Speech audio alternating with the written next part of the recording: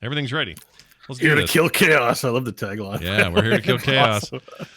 I try to change it up every week just to have fun with it, but sometimes. But that's a classic. It's okay. If you don't have one, just keep it on that. Yeah, well, that one's pretty good. That one will hold if we need it. Sometimes all right, you got to kill chaos. That's what you got to do.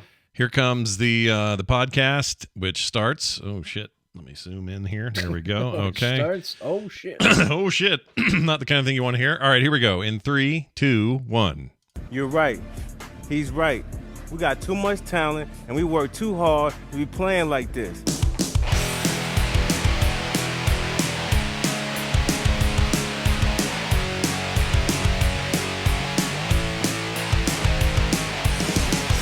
Hello, everyone. Welcome back to Core. This is Core, talking video games, the world around it, the big announcements, the little stuff, the games we're playing, everything in between. I'm Scott Johnson with Bo Schwartz and John Jagger for Thursday, September 15th, 2022.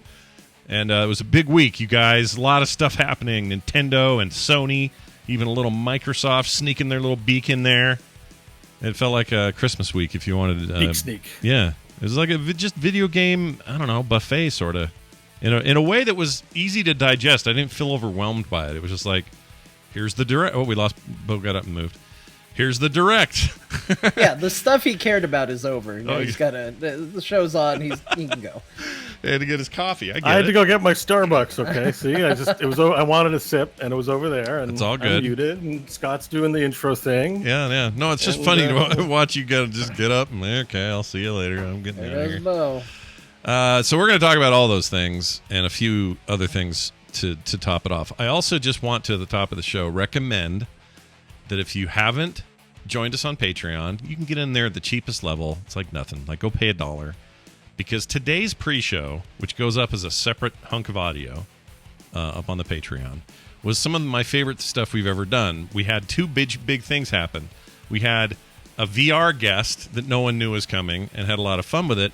But then John and I continued the conversation based on it and had a really interesting, in-depth sort of continued VR discussion that I didn't expect us to have either.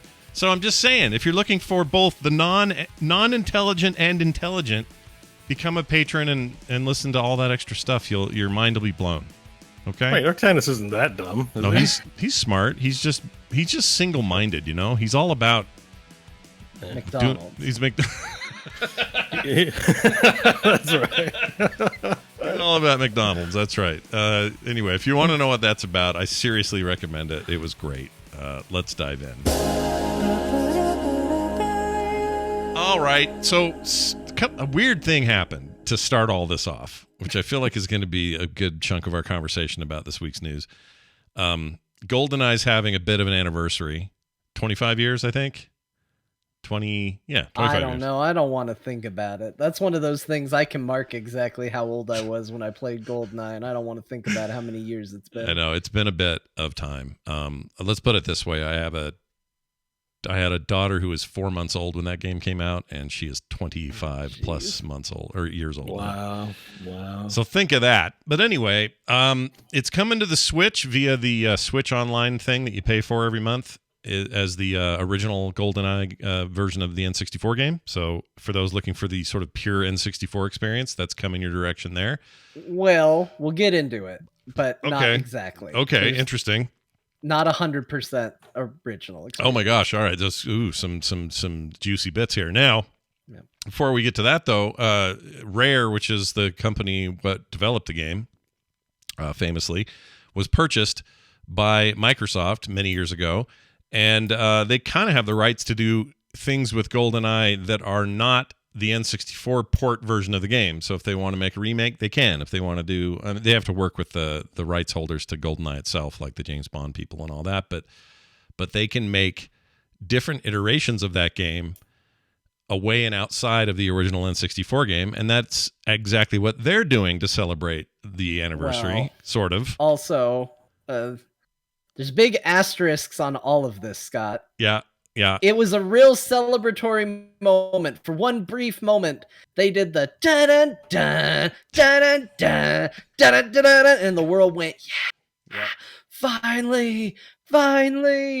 After years of it being quiet, it's going to happen. Yeah. And then details came out, and it's weird. So are you ready for this? Yeah, let's lay out the details. We'll go through it. Tell me this. Tell me the Nintendo differences first, because I'm it's coming curious. out on Switch and Xbox. Okay. These are not going to be the same versions of the game. Right. The Switch version of the game, which in theory is the version that is literally just a port of the N64 version, is actually going to feature online multiplayer. Makes sense in this modern age, but it will have online multiplayer on the Switch version.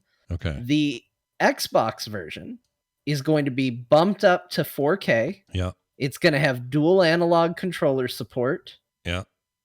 And no online multiplayer, local multiplayer only. So it'll have split screen couch and all that, but no online capability. No online. Okay. So, the Nintendo Switch, known for its amazing online multiplayer infrastructure, is going to be the online multiplayer hub for GoldenEye. And the Weird. Xbox, known for, really not featuring multiplayer anything, is going to have zero multiplayer options. And to just make it a little trickier, for the longest time it's been like the worst kept secret in video gaming was that somebody was remastering GoldenEye, Right. And that there was going to be a remaster of the game. Footage leaked of it. It had been discussed very openly. It was something that every time Microsoft did an event, it was like, they're going to announce GoldenEye remaster. Like, is this going to be the time? This upres that Microsoft is doing is literally just these assets being capable of played on a 4K thing. It is not the remaster of GoldenEye that has literally leaked and had footage on the internet of it. Yeah. That game still does not exist. Yeah, it officially. doesn't. Not in a playable way. You're right. There are plenty of rip-off like fan recreations and Unreal Tournaments engine and stuff like that. But we're talking about like an official remaster / remake that was in the works. There's video footage of it. I've seen it myself as well. This is not that. You're not getting that. No, this is just a 4K up to 4K capable high-res version of the game with dual analog support for a controller, which will be interesting because GoldenEye, part of the reason that worked on the N64 was it had ungodly generous auto aim. Like you can watch somebody run straight down a corridor and you can watch the gun in the middle of the screen just go woo, and aim all over the place. Like it's really incredible. Yeah. I put this quote in our document and I feel like it's true here. And I don't know if this was a case of Nintendo and Microsoft having to work out a deal. I don't know if there was a compromise, but I think it's pretty clear that this is not neither version of these games is the optimal version of the game. So I put in this quote from one Tyrion Lannister. No one is very happy, which means it's a good compromise. Yeah, that's actually a pretty good quote. I like that. Well, that's well what this feels like to me. It is so weird that the Microsoft Xbox version wouldn't have multiplayer, and it's so weird to me that the Switch version, honestly, the weird part is that it does, but I also am surprised that they aren't finding a way to put dual analog and stuff like that, some modern features into it as well. Well, so, given that the device weird. they're putting it on has dual analog sticks, like they should do that. Yeah. The only reason we had a single analog stick in the N64's case is because that console only had one stick. Yeah, they were busy inventing it. Yeah, they were bold enough to do one. They weren't ready for two. They were like, I don't know, and they didn't even know where to put it. They're like, where are we going to put this thing? In the middle of the controller. It's a bummer. It's a bummer that it's so weird and disparate. But I kind of get it because Nintendo's probably fiercely protective of whatever rights they retain. And Microsoft would love to do, I'll bet they'd love to do a full-blown remake. Like, why wouldn't they?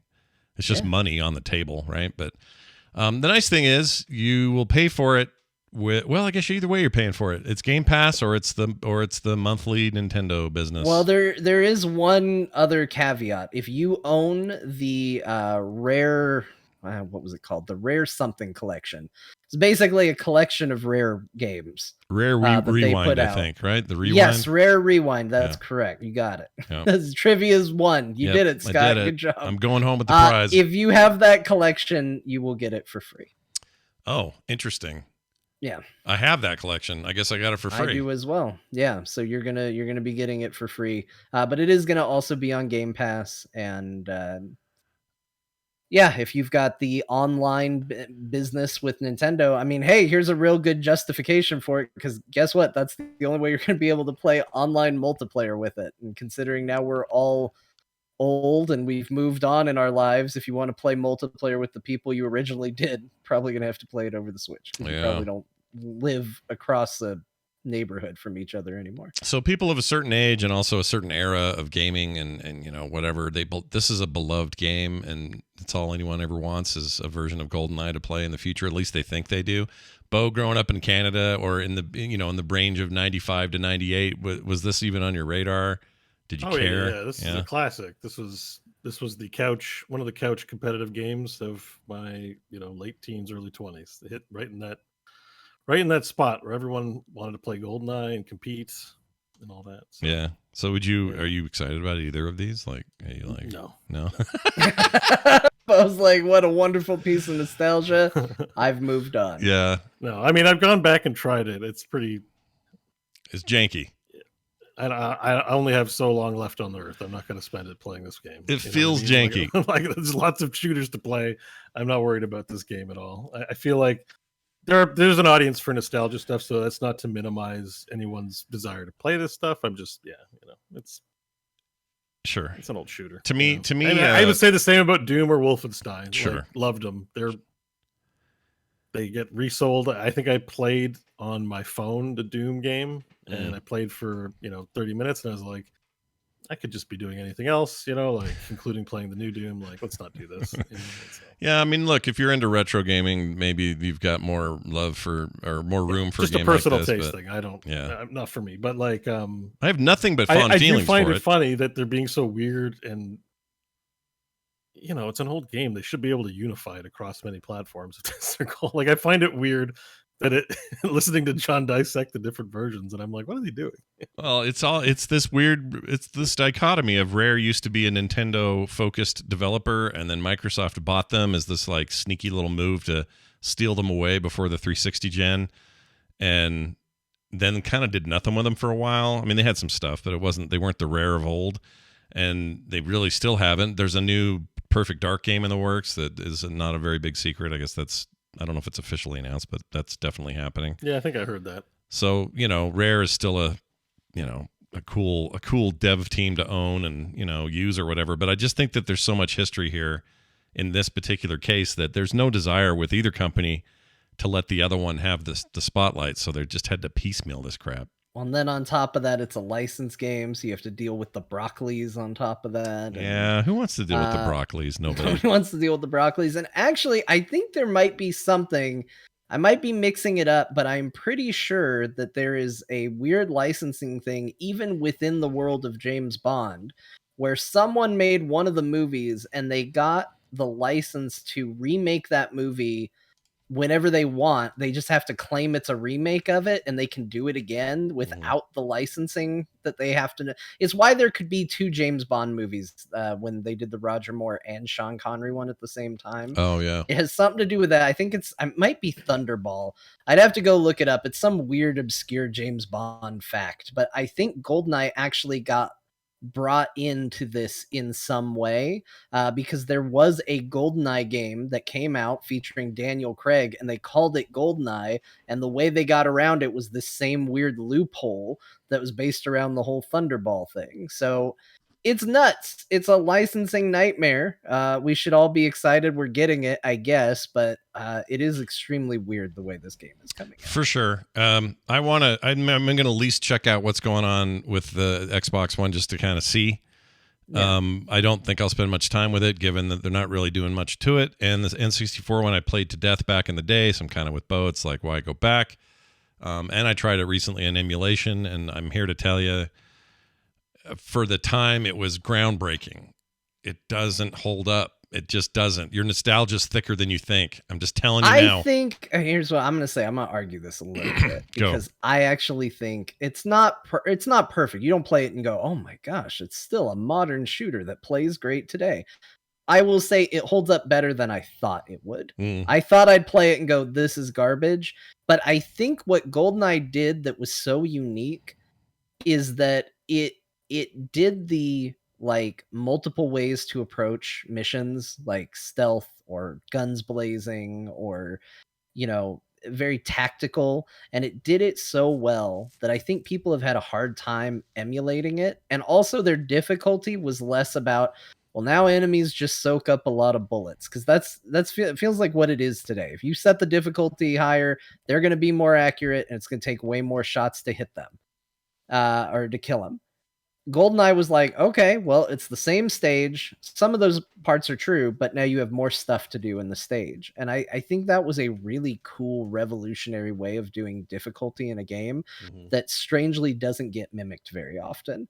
Where it's like, hey, we're going to make this stage and we're going to blow it out bigger than it even needs to be. And the deeper you want to go into it, the more cool secrets you'll find, but also the more challenge you'll find. Yeah. And I love that idea. And it just feels like nobody else ever did it. It's like the Nemesis system from the Lord of the Rings game. It's like, what a cool thing. And then nobody does anything with it anymore. So yeah, I think those elements hold up okay. But that said, I do expect to show this game to my kids and be like, gather around, we're going to GoldenEye multiplayer. And they're going to be like, yeah, when are we playing Fortnite? And be like, get out of here. What are you saying? Get out of here. This was Fortnite for a lot of us. This is what the kids are into. I forgot there was that 007 Reloaded game that came out in the 360 era. It was Daniel Craig, but the GoldenEye story, totally different game. No, that's not a remaster of the previous game.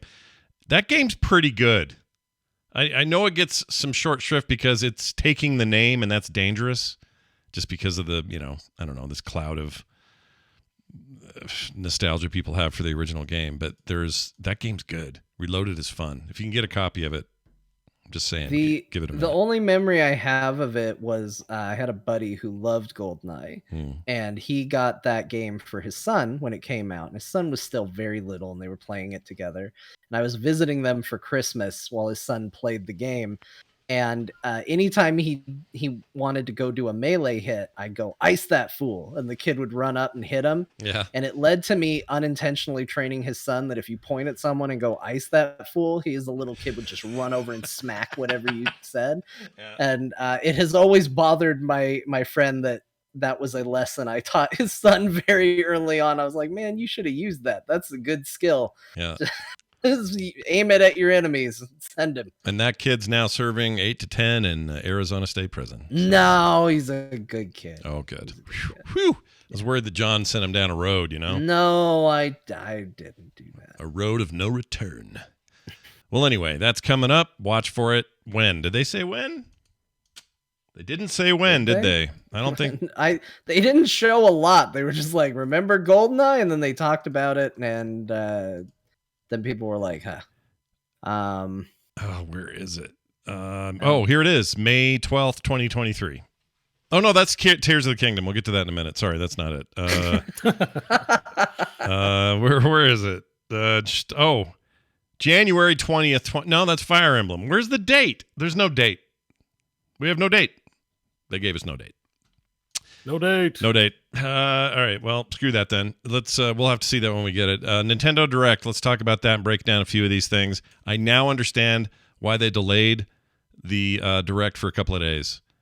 The name of the new Zelda follow-up to Breath of the Wild is called Zelda Tears of the Kingdom, which you can't or you can't do your Direct on the day the Queen dies and call something Tears of the Kingdom. At least they don't think they can. I think I probably could have, but the world's sensitive. So that's my current theory. I'm sticking to it.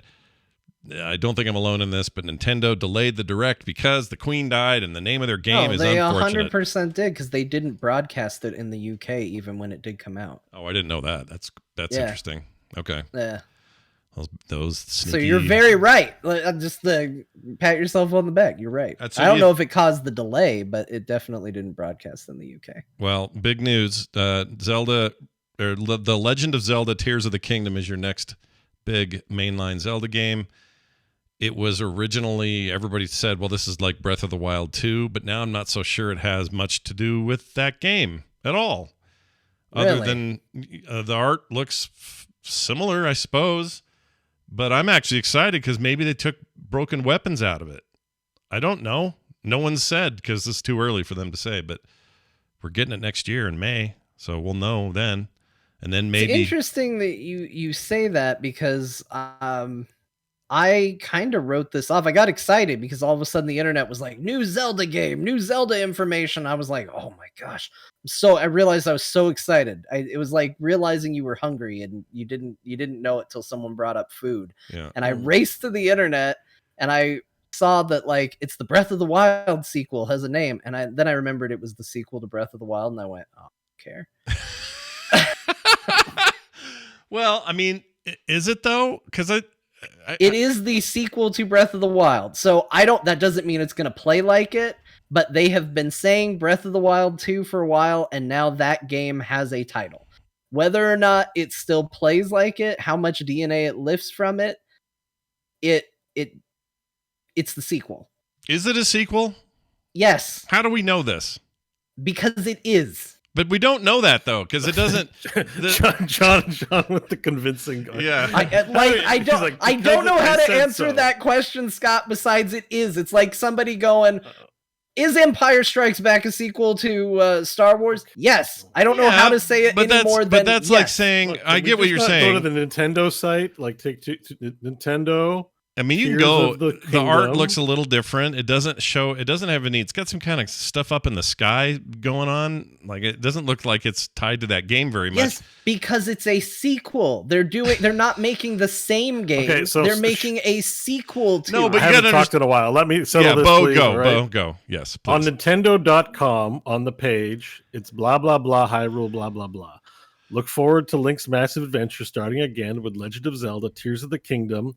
The sequel to Legend of Zelda Breath of the Wild drops for Nintendo Switch on May 12th, 2020. So canonically sequel? Is that what they mean? Straight from the marketing of Nintendo itself, it's the sequel to Breath of the Wild. But what is... Honestly, I still am concerned about what they define as a sequel, because the reason I'm asking is this. You could say same generation release of two Zelda games like GameCube had... the boat one. I can't think of it all of a sudden.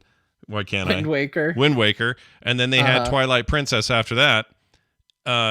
Two totally different Zelda games, but technically sequels in that it's the next Zelda game. Is that what they mean? It's the next Zelda game. No, they mean this is a sequel to that other game. Okay. There's a narrative continuity between these two entries, essentially. Okay, that's what I'm wondering. And if that's the case, then I have no problem with that. Nintendo's not known for their huge canonical narratives, so I mean it could be really weird, and you know we're not playing like Mass Effect 2 to Mass Effect 1 with Nintendo games. It could just be really weird, like maybe what you mean when you're like yeah but like is it a sequel, like they might have all the characters like I get what you're saying, so you could be right about that. I don't think we'll know till we get more I hope I'm right, because what I want is I'm fine with it being canonical sequel from a thematic sense. That's fine. But my guess, Nintendo doesn't do things where they split up content and say this next game is basically just more Breath of the Wild. It's a sequel to it directly with all the same stuff with a few tweaks here and there. I don't think we should expect that. I think we should expect a new game, new ideas, new mechanics. They always do that. With every Zelda game ever, and they iterate pretty hard between games. And one of the things I just hope in my heart is that they decided that breaking weapon system sucked, and because it did, and they can just drop that and give me the rest. That's what I want. I would like that too, and I don't think it being a sequel prevents that from happening. Right. I think Phoenix Rising, I think that game proved that you can do that style game and have weapons that don't degrade over time. Now, whether or not they decide to do that, I don't know. But this game, when the first trailer showed for it, was shown as Breath of the Wild Part 2 or whatever. Okay. That is what it was shown as. Okay. And now they have finally given that game a title, and it's this. Now, if they would... This is a follow-up to that. My guess would be it continues the story, in fact. Put me on the record as saying that if they keep breakable weapons, please add systems to easily repair them, and don't have them break after 4 or 5 whacks. Okay? That's all I'm really asking. I don't mind this mechanic in Diablo or a million other RPGs where your weapons degrade. It's not a problem. It's that I can hit something 3 times and go, oh shit, it's broken and I have nothing else and I'm dead. F that. F that noise. I hate it. So don't do that ever again, because you ruined what was possibly the greatest Zelda game ever made. And you did it with this one dumb mechanic. Nice job. I agree with you. There's a lot of people that don't agree with you, but Yeah. I think you're right. And I it's the reason why I haven't played it. I have a Switch now. I could. You could. And again, I've liked games like it, but I every time I think about it, I go, I don't really need to play it. And to me, it's sad because there was an obvious compromise. Weapons are breakable until you get the Master Sword, and then the Master Sword doesn't break. Yeah. And the Master Sword technically doesn't break, but it does need to be recharged after a certain amount of time, whatever. But yeah, it ruined the game for me. And I see the chat, they're like, it was so small, it was a minor thing. Not if it prevents you from playing the game. Or having fun. Freaking like F that. Because it didn't bother you doesn't mean it prevented other people from playing it. So, like, it is a big deal to some. Congratulations, it didn't bother you. I like Sector 7. Sector 7's answer. Just do what I did. Emulate it and disable it. That's true. You can disable it in the emulation. Hey, that's a good idea. Yeah. I mean, I guess I don't know. It felt like it held back the fun and actually just didn't need to. Like, it's not that it's a mechanic that was crucial to the game. It wasn't. It was a distraction, which is why I think it was broken. It didn't add anything. That you would normally get out of that would be like, all right, I'm going on this mission. Ooh, I should probably repair before I leave, just in case. Let's just go do some gold sync and like think of an MMO or something. Like, that's fine. That's totally fine. It's a way to make the game have a realism factor, whatever. It's just their implementation was just so ridiculous. It's like, oh, are you going to use that skeleton arm? Guess what? You might get to use it twice. Enjoy. Well, shit, I don't got anything that's else. on you for fighting with a skeleton arm. That's like going, oh, I decided to fight with this wet noodle, and I'm shocked that it didn't hold up over time. Well, I mean, think of it. Sometimes you were fighting with a regular good sword or a stick or something, and it would die. And then you were like, well, what's in my inventory? Oh, shit, there's nothing here but skeleton arms. And then you were just stuck either. I get what they're trying to solve, though. Because there's a problem with those games where you create a collection of items, but you only ever play with the best one. Like, if you're trying to like get full utilization out of all of your mechanics, you have all these steps along the way to the best sword, right, that basically get ignored. So why did they even bother making it for the game? It's like, I'm not defending it. I haven't played it, but my sense is like, this seems like let's try to make everything relevant gameplay. If we don't have a way for you to lose those items, they just become the item you use. I think that's like, even when you talk exactly about the Master Sword, it's like, why would you use any other sword? Then it's like, why do we even put this system in the game if there's nothing? So I feel like the Defenders, I've heard them say stuff to that effect, where it's like, it's about making the best out of having little, like a roguelike game, right? Where you don't have everything you want ever, but you got to survive. Right. But your point may be that it's still not fun. Like, that doesn't take away from the fact that you don't like it. So yeah, to me, it's just that maybe it's not a good solution or good system, but like, to me, that's its intent. So as an experiment, whether it worked or not, I think is up to how people feel. It just made me want to play Wind Waker when I played it. That's all it did. Yeah, I mean, I think it's just probably from an IP standpoint, that's not what people are looking for. I bet you if the guy who made FTL made a game where your swords break, everyone would be like, oh, sweet indie game with breaking weapons, so innovative. But Zelda, Nintendo games in general, you think of a casual good time. Yeah. So you're not like, what's with this hardcore realism? Yeah, or this ridiculously over the top realism. Like, in a way, it was unrealistic, even more so because they broke too fast. Like, some of those swords should have lasted longer. They just should, and I should have a way to fix them or do something. But instead, I had to throw them away. I freaking hated that. Well, anyway, how about this one? It's that great debate of, do spoilers make something better, or do they ruin it? And I think ultimately it comes down to the people and the opinions behind it.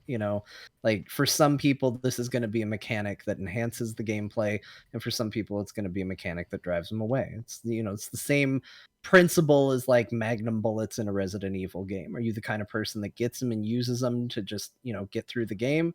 Or are you the kind of person that hoards them and then has a whole inventory full of them at the very end of the game because you were always too afraid to use them? Yeah. And I feel like it's a similar mindset that goes, oh, if all these weapons are going to break, I just have anxiety about carrying around all these weapons. And I think that'll affect some people and not affect others.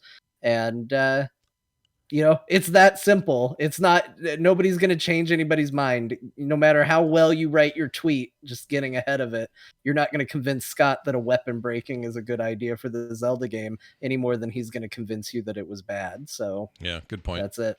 It's a good point. You've been playing another game where weapons don't break, and those indestructible dildos are pretty great weapons. Oh. In Cyberpunk. Oh yeah, dude. Have you gotten a dildo weapon yet? I have not, but I did find a store that had. Let me just say this. If the dildos I found at this store in Night City, if these were real, someone's going to die using them. They wouldn't fit in anything. They were designed way too big. Yeah, there's no way you survive the use of some of these devices. My guess is you'd have to be augmented before use is what I'm thinking. Because my gosh, I put a video up on the core Twitter and it cracked me up because I was like, yeah, right. Who's putting that up their hooter? Nobody. No one. Maybe if you have an augmented hooter, then maybe you can.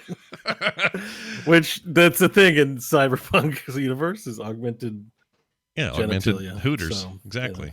I do really like. I have a lot to say about that game. I'll save it for when we talk about what we played. But yeah, save it. But I just wanted to mention that I got a dildo that I used as a club. I could kill people with it. Yeah. Well, it was a non-lethal death actually. Oh. So it could. But I can fight with it. And you could turn the vibrating feature on and off while you used it as well. Really? It just looks like a giant penis. Yeah, Great. I don't. So you've done the mission. I'm pretty far. With the meat warehouse, right? With the brick and. Have I? Oh yes, I did. That was early. Yeah, I did that. Yeah. So there's a corpo woman that gets involved in it at one point. Yeah. So you can romance her. with depending on how things go. So I don't know if you did or not. I did not romance her. No. Yeah. And one of the mission rewards in the room because you go to the no-tell motel with her. Yeah. And have a little encounter. Little. And you get the mission reward is a dildo that you can fight with. Well, that sounds all right. I am saving all of my romance for Judy. I'm in love with Judy. I like her a lot. Well, you're playing a girl character, so you're in luck. Oh yeah, that's right. Because she's a corpo lesbo. Is how I like to put it. Just kidding. Not a corpo, but I made that up. It's just fun to say corpo lesbo. Yeah, it's fun. Anyway, that's very Nova of you. There's a lot to say about that game, and I will get to it. But anyways, all I want to say is the dildos in Cyberpunk are not breakable. So Okay, they weren't in Saints Row.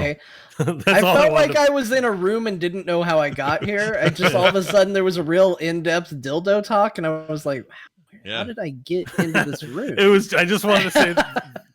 Zelda's one game, and most weapons are unbreakable, including the one I know Scott's playing Cyberpunk. So those are indestructible in that game. Saints Row had them too. They don't. The new one doesn't have them though. No dildos in. Yeah, not surprising because it looks generic as shit. Yeah, it didn't look great. I was so bummed about that.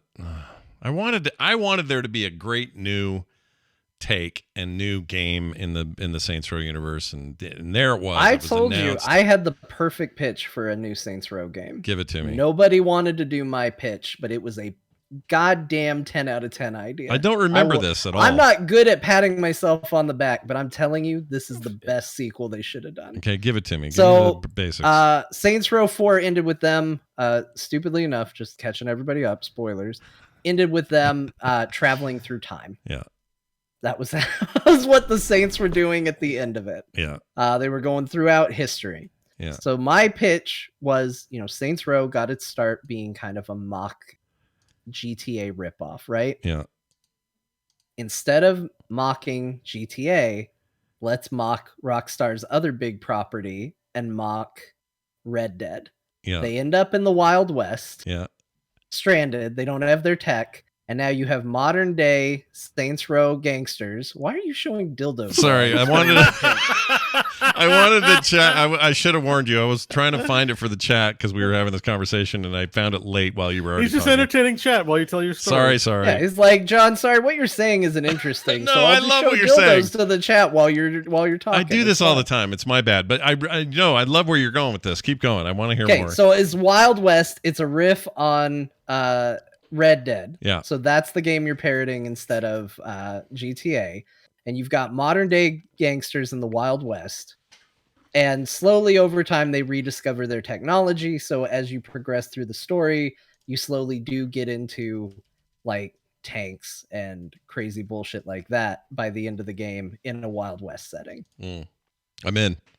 That's what I would have done. I would have loved that. sequel. That's a great idea. Why didn't they think of that? Why didn't they talk to you as the big? They could have had like old Wild West dildos, like where they're on like it's like made out of these like scary mechanical contraptions, and it's like lamb intestines. Yeah, that's what they used to do, man. Leather. Yeah, You know? leather. Yeah, and you old would have gotten melted. this different perspective of what they think is important as they bring their modern sensibilities to the Wild West. And, instead of, they try to create gangs out of these groups in the Wild West. I think it would have been awesome. I think it would have been cool. And I'm sad. And they have a wheelchair being drawn by a horse. Like That's a horse right. drawn, because Hey, with a built-in wheelchairs dildo. are not electronic in those age, so you Sure. have a horse-drawn wheelchair for the wheelchair rocket.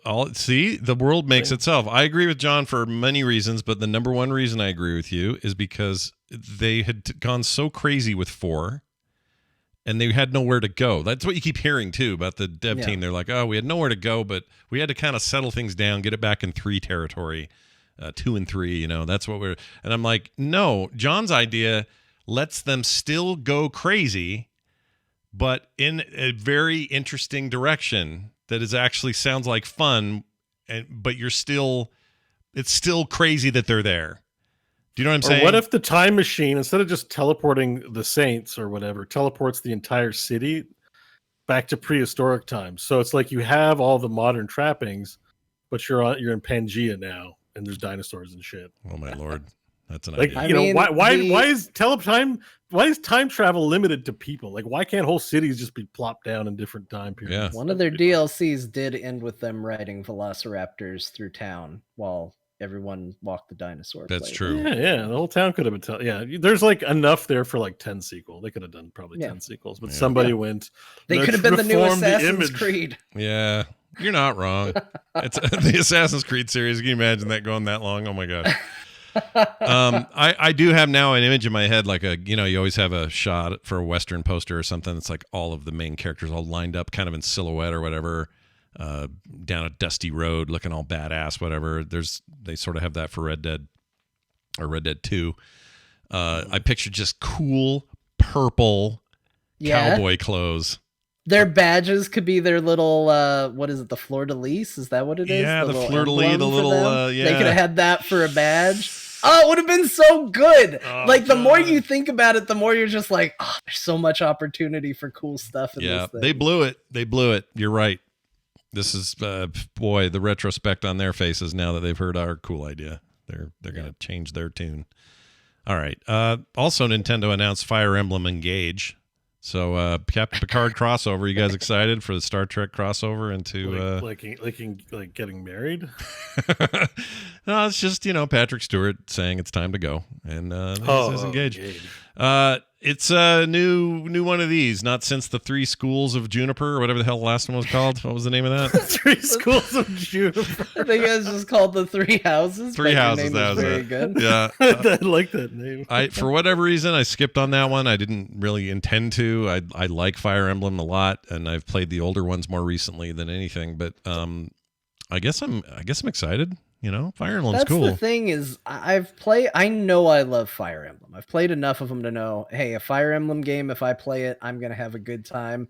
It continues the trend of trailers for Fire Emblem games making me think I don't like something I typically like. Yeah. Because every time I watch one of the trailers, I'm like, I'm not this. This isn't for me. It's not the best trailer in the world, but it's a game that gets by on its gameplay, and I don't even know what they're doing with this main character, where it's like, okay, red on the right, blue on the left, except his eye. Yep. Then it's the other way around, and then his outfit, and then you got a little red and blue. Like, it's just, I don't know. I don't know what's going on, but it's a weird Fire look. Emblem remains a weird thing, and I do love it. I don't know if it's going to have the dating simulator aspect.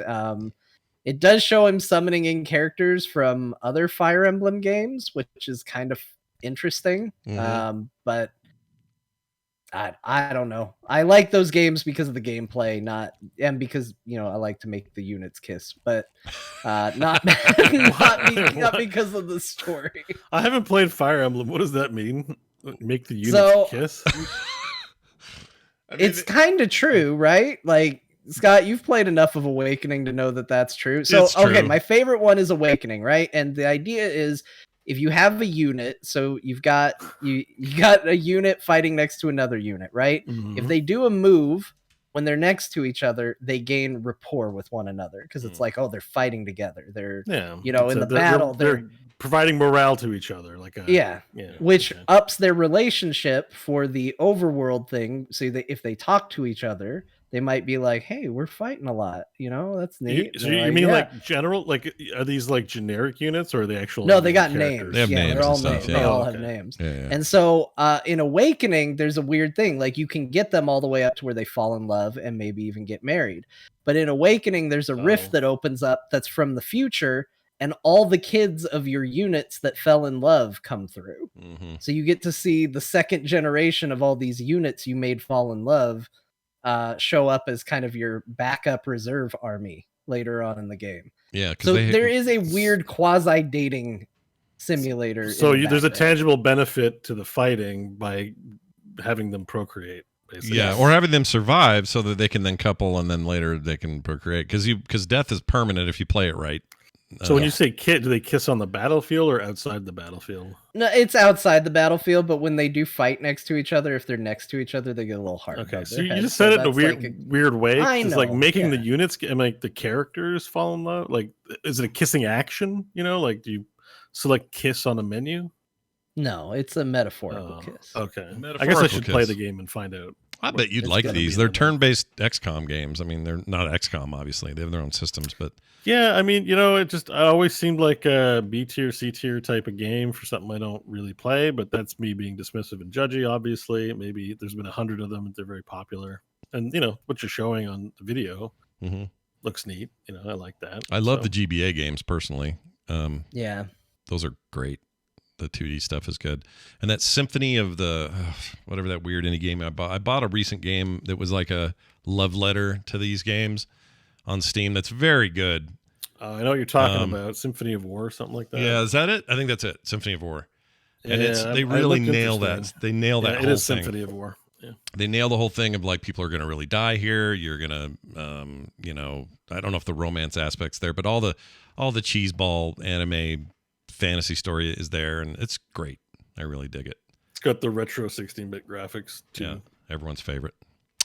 I love the trailer in that though, because then they showed the developer, and you're like, ugh. Like you're watching the sweet trailer and developer, and I'm like, he's a great guy. Glad you put it together. Very smart, but it's just jarring. And I'm watching it next. I'm like, I'm gonna go check this game out, and I'm like, oh yeah, he's in podcast mode. He's got headphones and a microphone, like how we're looking now. Like you got the sweet trailer, and all of a sudden he's like, "Hi, the developer here," and I'm like, "Oh, maybe don't do that. Maybe don't show us who you are. Don't show Just us behind this curtain. doing a separate video, not in the trailer video." Yeah, I could see that. That's funny.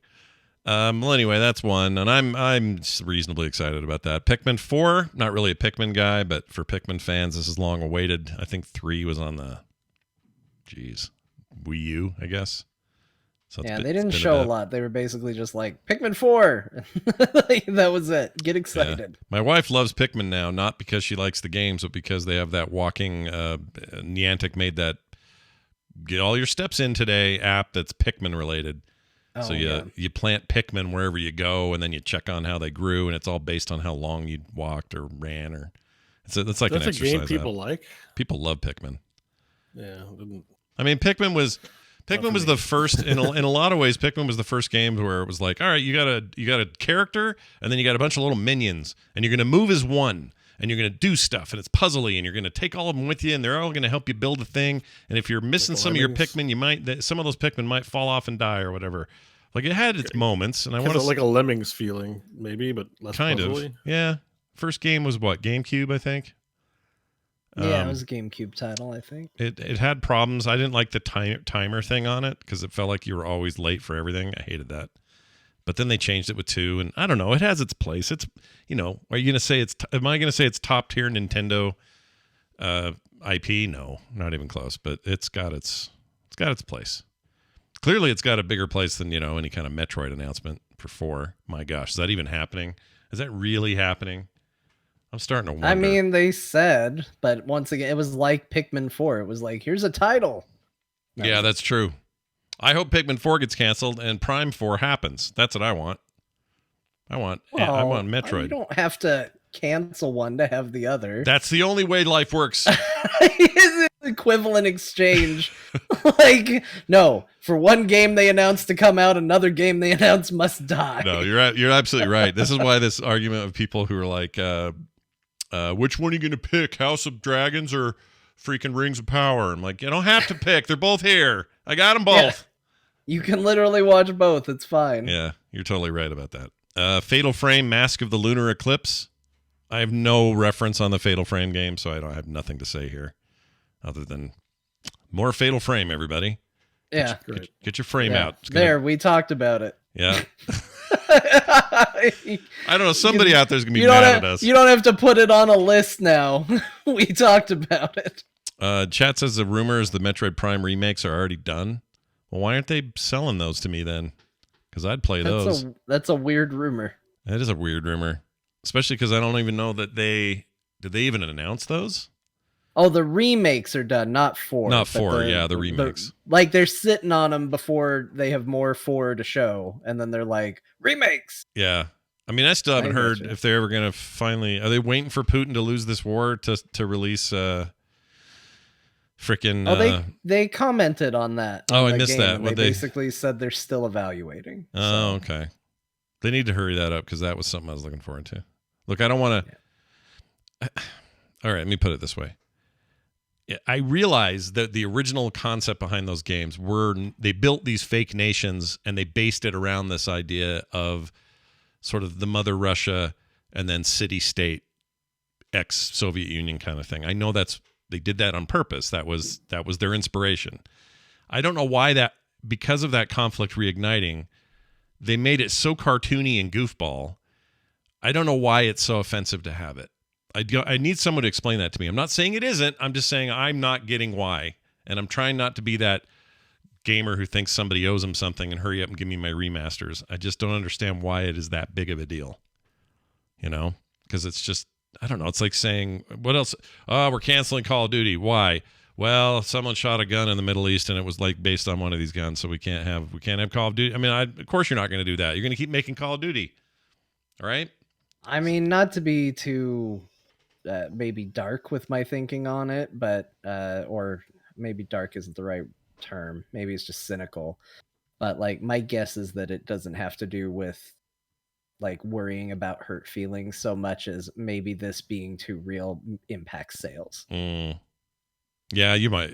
I hate that you're probably right, but you're probably right. That's a good point. It's at least part of it, right? Yeah. Anyway. I hope Putin loses. He's losing major ground right now. That bastard, dude. We don't get into international politics here, but I'd love to see Putin take a dive. I mean, I think we can all pretty much agree with that. Well, I don't think that'll be the most controversial core take ever. I know a couple of people who, let's just say they get their news from one source. And that's it. Okay. Moving on. Now we're getting into tweet territory. We are indeed. All right, Bayonetta 3. Bo, that had to make you excited. Big hairy lady with all the hair and the lady and the hair lady. Yeah, I like Bayonetta, but it doesn't make me excited that it's a Nintendo Switch game, but yes, awesome. If it was you wish that would it does seem like the kind of game that it would be cool if that was a multi-platform like performer. I don't want to put a lot of shade on Nintendo Switch because I know we have a lot of Nintendo fans out there, and I'm really not trying to be toxic about it, but it really is.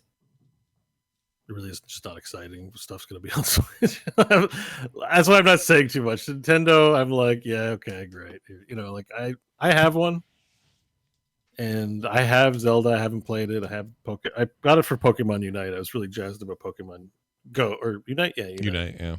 And I liked Metroid Dread just fine, but for the most part, it's just this isn't it's not my cup. It's not your thing. Yeah. So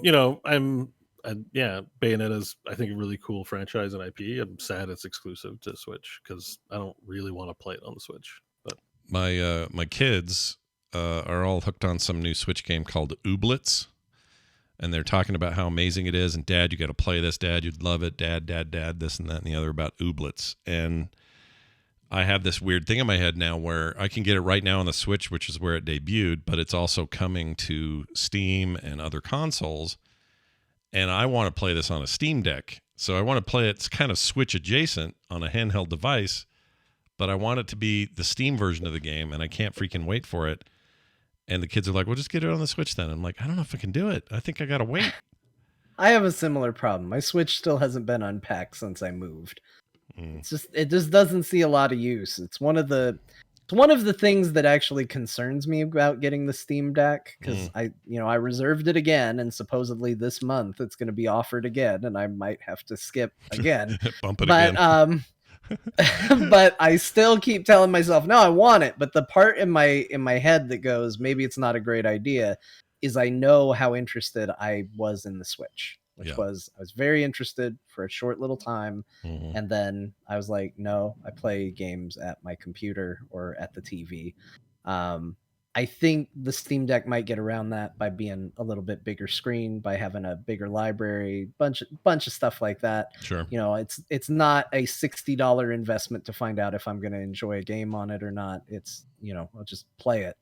But the Switch is a difficult thing. It's a great little system. I love the Switch Lite. I think it's amazing, but just playing stuff on it is never a very high priority for me for whatever reason, and so I haven't even unpacked it yet. Yeah, I think there are plenty of players out there who feel that way, especially PC centric console players are just like, well, why would you want to have a little thing in your lap and have to stare at it and use it? That like that kind of stuff is not everyone's bag.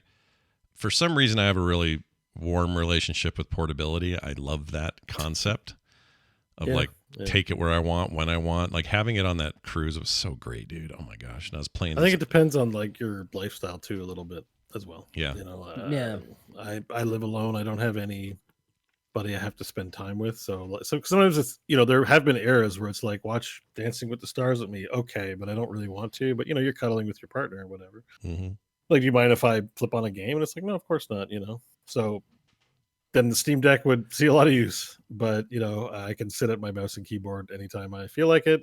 I don't need it, So it's like, even Steam Deck sounds cool, but I will use it very little. Yeah.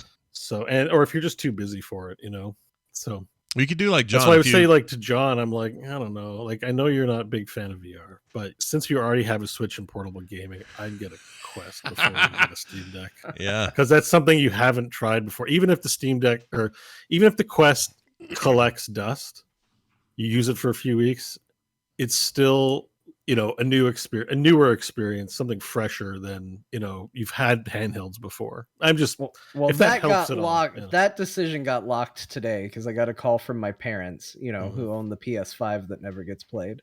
Oh, nice. And they said, we're interested in VR. Oh, you're going to get to try it and not spend any money. I said, don't buy it right now. Wait a little bit.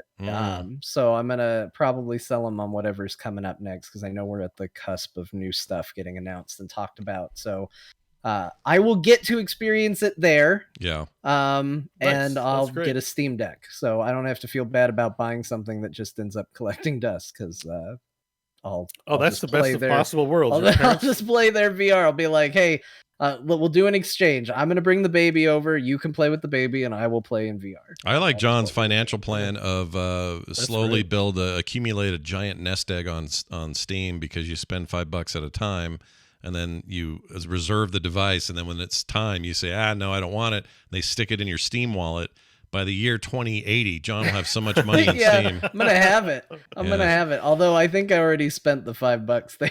They refunded me, so we're starting from scratch this next time. I'm funny about that. If I have Steam wallet money because I returned a game or something, let's say a $20 game, I return it, I suddenly feel like I have free money in there, even though it's money I just spent and it's real and it wasn't free then. But now because it's refunded and back in there, I'm like, well, I got to spend it. It's free money. I get this weird brain about it. I don't know if there's any environment where I have a harder time maintaining money than Steam. In fact, add this to my list of not shitty, but not great video game purchases. Go. So my friends did, with the pandemic and all that, I don't get to spend as much time with my friends as I used to. They all, for my birthday, wanted to just get me something, but it's like, we don't know what you need. We're just going to get you some Steam credit. We're just going to get you a gift card for Steam. And when it was all said and done, I had about a little under $100 credit in Steam. I spent it all immediately on Guild Wars. Great. And I don't feel good about it. In fact, I went to try to refund it, and it turns out you really can't refund any of that stuff. They break it into individual purchases, and a lot of that stuff is like permanent. I was like, yeah, you can do the main game, but if you're buying like DLC chunks and like all that, it's non-refundable business in there. So yeah, I spent it immediately. I cannot hold on to money in Steam. I mean, I'm grateful for the gift. I am going to play more Guild Wars at some point, I keep saying, just like Star Trek Online. It's going to happen. And yeah, but I was like, oh, the numbers match up. This is exactly how much money I have. Yeah. So I bought it. I was like, it's fate. And yeah. I love it. I love it that you went there. I think that's great. Take one for the team, John. It's fine. What else? Bayonetta 3 we mentioned. It's a lot of hair coming. Oh, Sony State of Play. Let's get to that. So this was interesting. We'll start with Tekken 8, which supposedly makes it... I heard some rumor this makes Tekken the longest running storyline in video games. How can that be? That's not true. Is that true? It can't be true. First of all, what story is there is arguable. It's a weird effing game. But, like, if you're saying Tekken 1 had story, I got bad news for you. If it had any, it was very little. That just doesn't make any sense to me. There's so many games. Like, we're more than 8 Assassin's Creed games. Who told you this? Some guy on the internet. He sent me this direct message, says, hey, I don't know if you knew this, but with Tekken 8, this makes it the longest running storyline in video game history. I didn't know if you knew that. And I saw a few other references to it. I think Jeff Gerstmann and someone else, some other prominent somebody, said something about it, and they were all like me, very skeptical on the idea. And I don't know why it's needling at my brain. This guy seems so convinced that it drove me nuts for like a day. But anyway, Tekken 8, it's the 8th Tekken, and my guess is you'll be fighting in there. Yeah. And it'll be Tekken. So there's that. I mean, look, Tekken has a crazy story. Like, for sure. It's incredible at times, unbelievable at others, but I don't know, man. It's just a weird thing to want to suddenly throw a big flag about, like, hey guys, the longest running storyline in video gaming, Tekken 8, here it comes. Yep. I like Like, Tekken. it's probably nothing to be proud of. Like, longest running is not. It's not always best, it's not is interesting. it? Yeah. Like, Yeah, good point. Sorry, I interrupted John. I just No. I'm like, I don't care. I don't. Maybe the longest running and shittiest. You probably Right. No one's sitting around going, the nuances of the Tekken story. That's what I need right now. Like, but it's just a stupid fighting game, and it's really stupid. Like, I like Tekken a lot. I like Eddie Goro a lot. I like a lot of the characters, and I like how dumb those stories are while I'm playing it. But come on, man, it's dumb. Like capital D. I don't even know most of the characters' names. Like, my favorite Tekken character I call Fancy Kicks, because I don't know what his name is. Oh, Hrung. Is that Hrung? Yes, that's it. That's it. I like playing him back in Tekken 3. I was Zhao Yu and Harang like main, if you could even call it that. I wasn't very good, but those are my two favorite characters. See, clearly my name was fine because I called him Fancy Kicks and Bo got it on the first guess. Right away. That's the one thing about Tekken is like they do have distinctive styles, so you can reference a character by their fighting style, and if you know it, you'd be like, oh, I know who that is. You know, so like the Capoeira guy. There's Capoeira guy. I don't know what his name is. Yeah. There's Bruce Lee guy. Who's Yoshimitsu? Is Yoshimitsu in this game, or am I thinking of a different game? No, Yoshimitsu is in Tekken. He just also he's pops the katana up in, guy, like other places. Okay. Is it Soul Calibur he's in? That might be why I'm confusing He pops up them. in other places. Because who's the sexy guy? Voldo in Soul Calibur, the guy that's always slinking around. Just call Voldo the sexy You know guy? what I mean? I don't think he's sexy, but you know what I mean. He's like, oh, you think he's sexy? No. You just tattled on yourself. I think you got it right on the first go. I think he's just creepy sexy in the kind of like You know, he should Oh, he Put should, that Scott's ball really into gag in him. your mouth and roll on to me, Voldo. he should be the general manager of the dildo store I found in freaking in Cyberpunk. Like he's weird. I don't like him. But my point is, I swear I've seen him fighting against Yoshimitsu. Maybe that was a crossover that happened. I don't remember. You didn't mean to say he was sexy. You just meant to say he makes you think of sex. Like Well, yeah, he's all sex. wrapped in leather. His eyes are Yeah. covered. He's half naked. He's just looks like I he's. didn't know what you're talking about. I don't remember this guy. I'm looking at pictures and like sexy is not a word that. Voldo's gross. He's gross. Voldo's gross. Although, you know, like that thong is very brave. It's a very brave thong. Yeah. I don't know how dudes get away. This is a side note. How do dudes get away with thongs? Because here's my experience.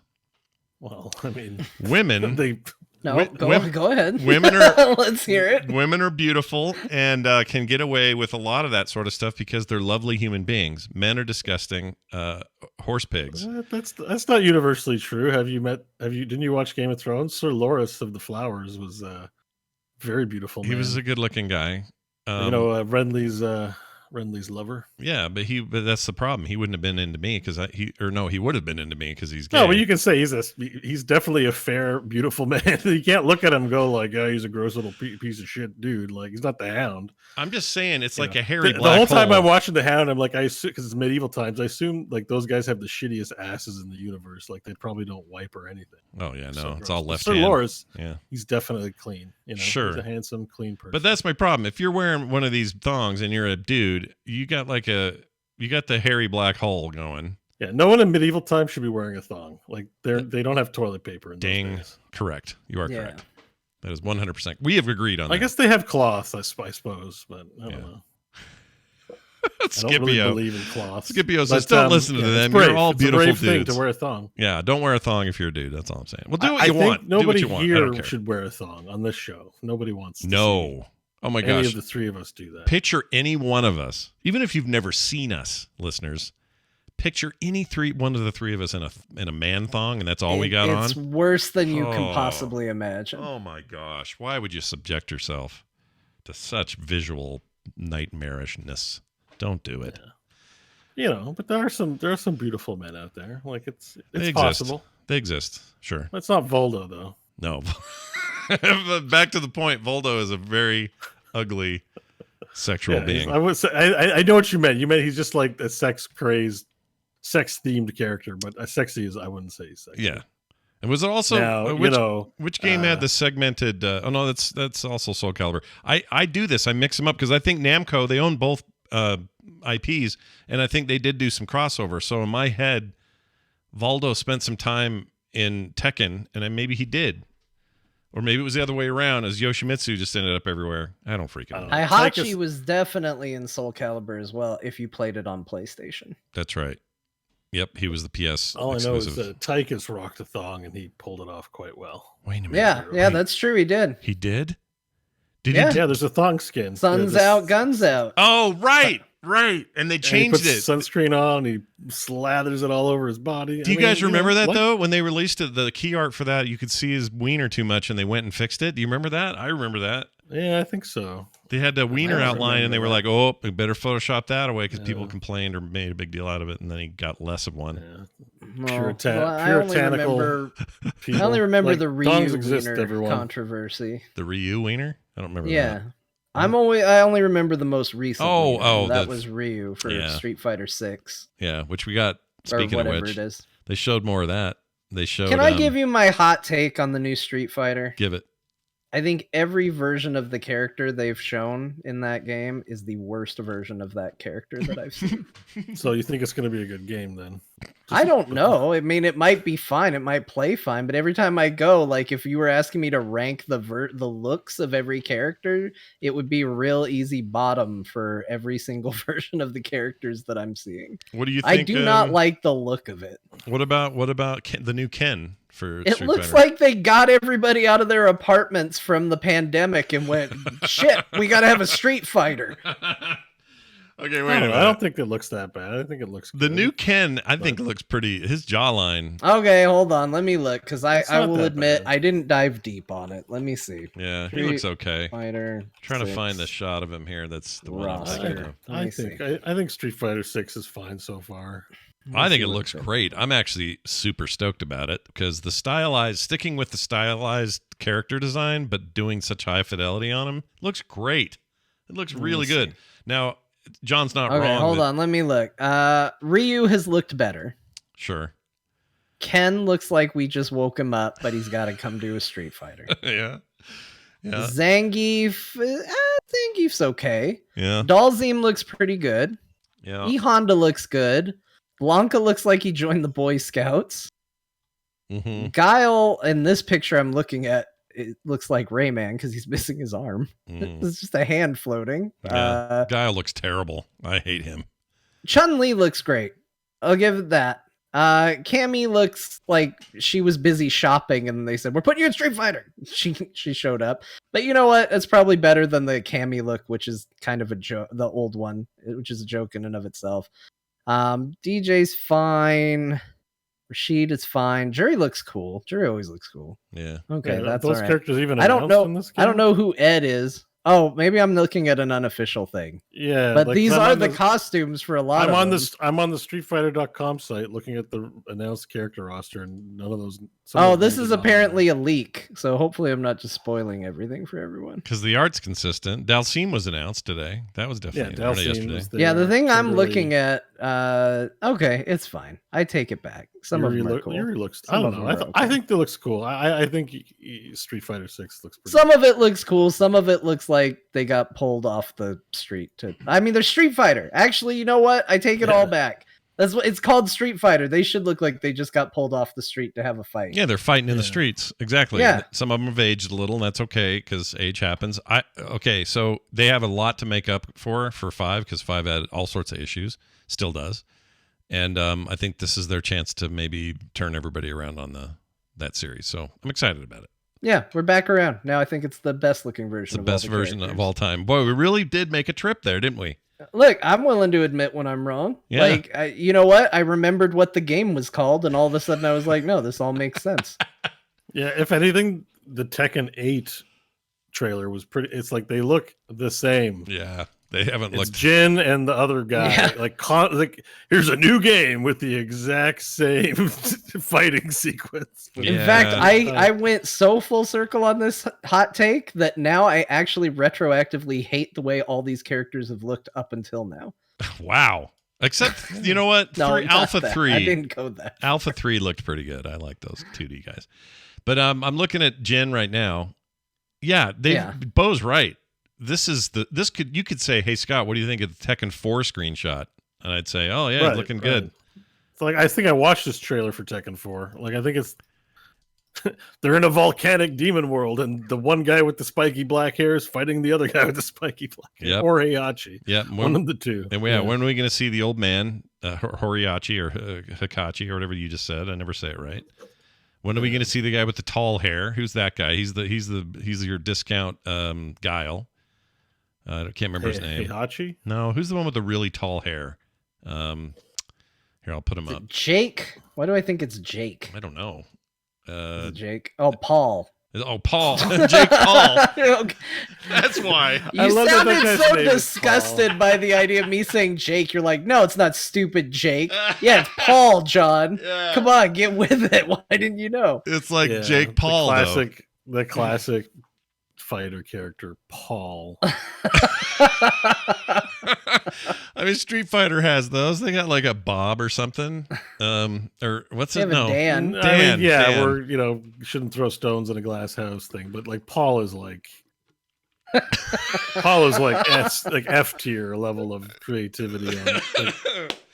Like, we've got a fighter. It's called Paul. It's exciting, everyone. Yeah, all the Sorry Pauls to all out the there. Pauls out there. But, The you only know. time Paul was ever cool is in Dune. That's the only time, and even then, it's pushing it. Even then, it's like no. Yeah, it's pushing it. Like, It's pushing I'm it. sorry. Like Paul is not an exciting name. Yeah. I don't know what to tell you. No offense to all the Pauls, but your name sucks. That's what we're saying. Well, yeah. Anyways, Yeah, this is bringing up a whole issue. I don't know if I want to get into it. Oh, really? About Paul? Oh, just about names in general. Oh, you know? all right.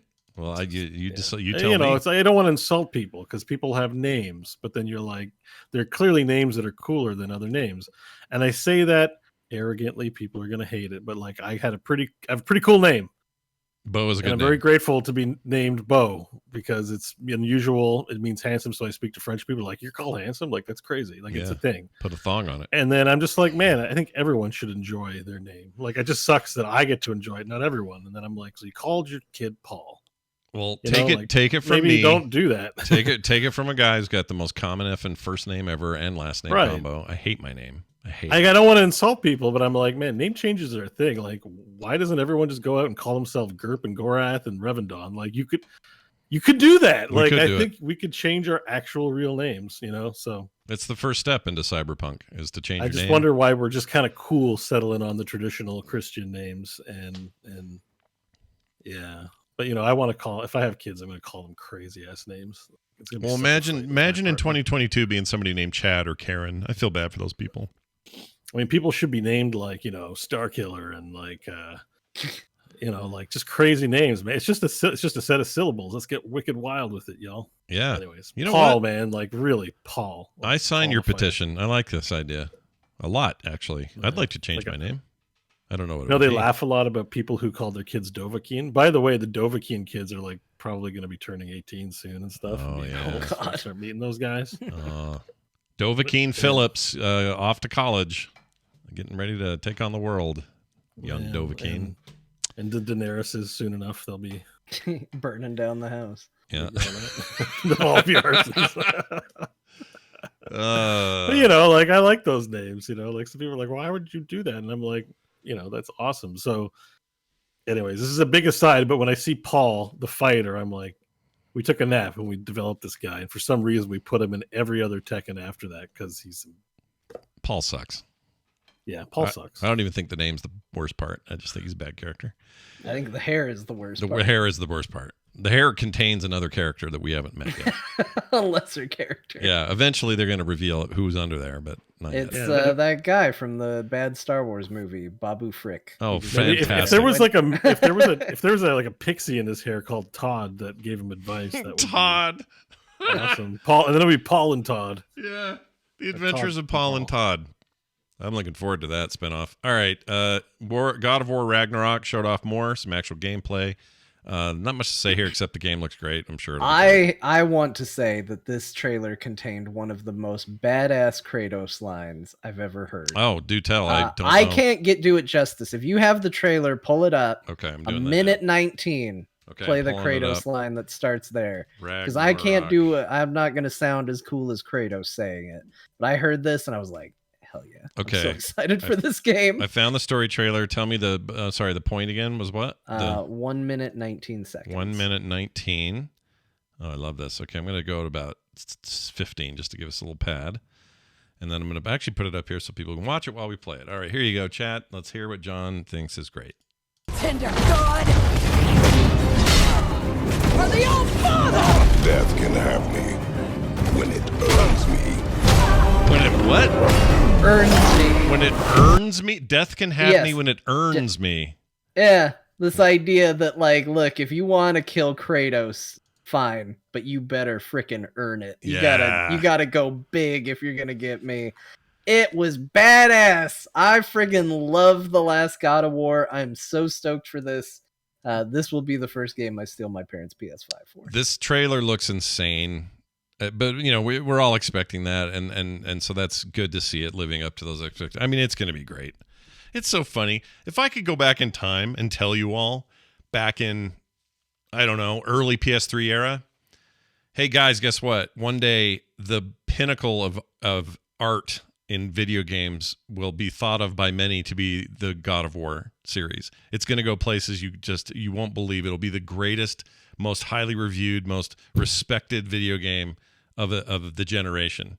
You would all laugh at me because it was just so, I mean, they were fun, but they were just kind of chucking dudes left and right and hitting stuff with a whip, and that was the game. Like, it's just so different now and so amazing. I want them to do that with IPs more. I want them to take old shit and make it so big and epic that they just, all of us are like, oh my gosh. God of War. What else could do that? What else could we get that from? What other games? Can't think of any. Nope, they did it with the only one. Paul in Paul. Tekken. Yep. Yeah. Sony presents Paul, a Tekken journey. A Tekken mini story. Yeah. Oh boy. Anyway, that's looking great. God of War Ragnarok coming to PlayStation the end of this year, so watch for that. They showed on PlayStation VR 2. They demoed a bunch of stuff. It's mostly what you think it is. It's pretty good spec-wise. Demio's coming. PlayStation 2 VR. Yeah, Demio. They showed that. You're right. That makes perfect sense to me. This is a wired-only device to the PlayStation 5, although there's none of the towers or cameras of the previous generation. So a lot of inside-out tracking, which is good. I would put it on par specs-wise with the latest version of the Meta Quest. The big difference here is this device supports something called Foveated Rendering. I did a big deep dive on this week for Daily Tech News Show, so that's the reason I know any of this. But the Foveated rendering technology is not exclusively theirs, but it's this idea of like only throwing all your horsepower at what you're focused on, and everything else around that, whether you notice it or not, and the idea is that you wouldn't notice it, all your periphery is going to be not blurry, but less detailed because you don't need it to be, because the human focus is that I'm looking at a thing and that's all I need to be really focused and beautiful and wonderful. Everything else around it can kind of take a hit. And it does this in real time with eye tracking at 120 hertz, so there's no lag to it. The effect is, you can think of it almost as like tilt shift, except wherever you look is the focus. And it should work pretty well. People are excited about this, and this is Sony's big thing because they can do a lot more fidelity based on what you're focused on and not worry about rendering everything else in the same level. It's overkill to render the entire image if you're only looking at 40% of it. Correct. This is it. So then we're getting performance gains out of not rendering the periphery in full detail. Yeah. And this device is 90 at a baseline for 90 hertz and up to 120, which is 90 is basically determined to be the happy space for humans to be. You get less sick. It's just more, it's just like the place you want to be. And then anything higher than that is gravy. So that's all good news. It seems like it's fine. It's still relatively big. The word on the floor where people are actually testing it was, even though it's comfortable, like all these headsets, after a couple hours, you're feeling a little heavy-headed, and your neck might take a beating or whatever. I think it varies depending on how much energy you have, and also if the games are sit-downable. Yeah, sit-down VR is the thing. I think I feel like we have this bias to want to run around, and it's like the real world, so let me stand up. But like, I guess if you're young, it's okay. But my 40-year-old knees, after I've been down to pick up a few items, are like, I don't really feel like picking shit up off the ground anymore. Yeah, same. As it turns out, this isn't fun to do for hours on end. Like, I would clean my own house then, if that were the case. So. Yeah, same. And then for part of the reason I like my Steam Deck so much and have been preferring it sometimes is that I don't want to sit at my desk in all my crap posture and everything like I do when I play on a computer as long as I used to, for longer periods of time, but I can curl up on a couch and just have this thing in my hands. You know what I mean? That's a good point. Yeah, it's a more comfortable space to sit than a chair, office chair. Yeah, so I've been enjoying that aspect of it. Anyway, so that's coming, and we'll see how things go there. They also showed off a game called Pacific Drive, which is an indie-developed title that looked crazy cool. This looks awesome. Yeah. So I kind of think that the Pacific Northwest might be my desert. Your favorite place. Any game that's set there, I'm like, oh, hi, hello. Yeah. I'm interested. Northwest? Like Washington State, Washington, that whole coastal region, Oregon. like a rainy boreal forest kind of deal. Yeah, think of like Twin Peaks or Alan Wake Alan Wake. Yeah. Okay. I didn't know it was called Pacific Northwest because we have that here in Ottawa too. Yeah. Yeah, exactly. It's not just I guess just the rain. Yeah, and we don't have as much rain as the west, the west coast of Canada, United States is rainy as shit. So, exactly. Yeah. And I was just in Seattle, and they definitely that vibe is everywhere because those trees are just omnipresent. And I'm with you, John. That's a great backdrop for stuff. I like it too. And just I like- like the way like neon signs look and like the fog in it. Like I don't know much about what this game is. They pan it as a first person driving survival game, whatever the hell that means. But it just looks wild and cool, and I dig the vibe it's giving off. It's like got a quasi, like almost like futuristic vibe, because even though it's just a station wagon, it's got all this future looking tech stuff inside of it. I have no idea what this game is going to be like, if it's going to be any good, but from what I saw, this game looks incredibly cool. Yeah, graphically amazing. It looks like so it's an end times kind of thing. There seems to be some supernatural business going on, and that's what this is a great setting for that, because that's most of the time when you hear Pacific Northwest for your setting for your book or your movie or whatever, that's what you should expect, because it's always about ghosts or supernatural stuff. And yeah, I don't know much else either, other than to say this looks insane. Is it only a driving game though, or is it a get out and do things game? Well, there's scenes of him walking around. Well, there's first person shots of inside buildings and stuff. So I think you get out and get in, and areas of interest and all of that. So like an Oregon Trail, but in a post-apocalypse. Like you drive, trying to get this probably somewhere safe, and then you drive, get out and forage for items, and get back in your car. Probably, kind of thing. Yeah. If I had to guess. All right. It's an exclusive though. Seems all right. Looks like a good one. So check that out. Sure. Coming soon. All right. Now on to a couple of quick other items. Overwatch 2 is at war with their players over the Battle Pass stuff. Is this just because it's Blizzard, or is it because it's... I mean, so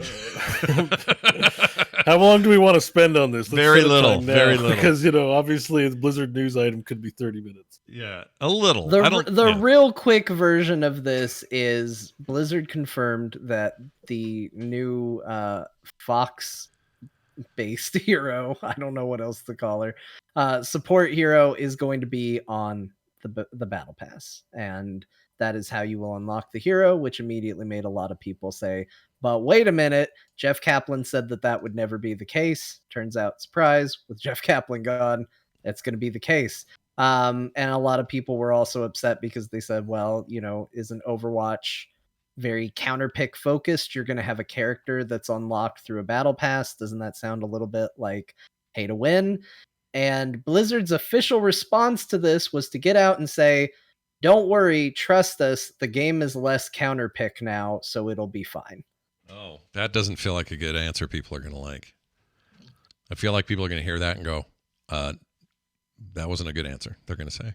I mean, so the first place I heard this news story was actually our friend Patrick saying he thought it was a decent enough answer, so someone liked it. I don't know if Blizzard has the kind of clout for me to go, yeah, I trust you, that's fine. Yeah. Turns out you changed the game, and yeah, it's going to be fine. They have been running like damage control a bit on this, answering a bunch of questions, because it immediately raises questions, right? Okay, what if I don't unlock the character while the season is going? Does that mean I now no longer will be able to get this character? Is this character just locked for me because I didn't play in the little time window you set up? And they said, no, there will be, in future seasons, there will be ways to retroactively get characters from previous seasons, which immediately just begs the question to me of, well, why not just give them the character? Yeah. Like, why does it have to be a thing that is unlocked through grinding gameplay? But full character unlocks in a battle pass, I don't like it. I'm not going to say it's not unheard of. Other games do it, certainly, but I think this is a poor design choice. Well, this is yeah. Sorry, I mean, no, go ahead. Go. This is Blizzard 2.0. This is what they're doing now. Like, remember how I was pissed about Diablo 3, like them not announcing to people they wouldn't be doing X-Pac 2? Yeah. Because they didn't come out and announce it. Well, we're not going to get an announcement saying their marketing strategy behind their games is changed, but clearly it has. We've got that for Diablo 4. We know Diablo Immortal's like that. Hearthstone's like that. This is all angled it's not enough for them to just be selling things. They want people logged in. They're trying to engineer people to log in constantly in their games. And I think that's where the value is here, is that they're trying to make people play the game and spend money. Because, League does a thing where if you want a hero, you can just buy it. So if, they need to pick a lane, like Overwatch going free to play, they should just charge for the hero. Like, I don't know why heroes, no MOBA battle arena based thing doesn't have an option where you can buy it. You can't buy a hero. And I realized, one, it used to be a game where you just buy the game and get all the characters, but now they pick a different lane. So they're just not doing things easy, and it is to obfuscate and make people play. Yeah. I think the thing about the article is that I don't think they're bringing in a giant new audience with Overwatch 2. I think it's too confusing, too weird. I think there's going to be people who were playing it that are still going to play it. And people complaining about Blizzard is like, what? It's a Monday, like they're able to do a news article about this because it involves a new hero. It sounds controversial, but this is really like,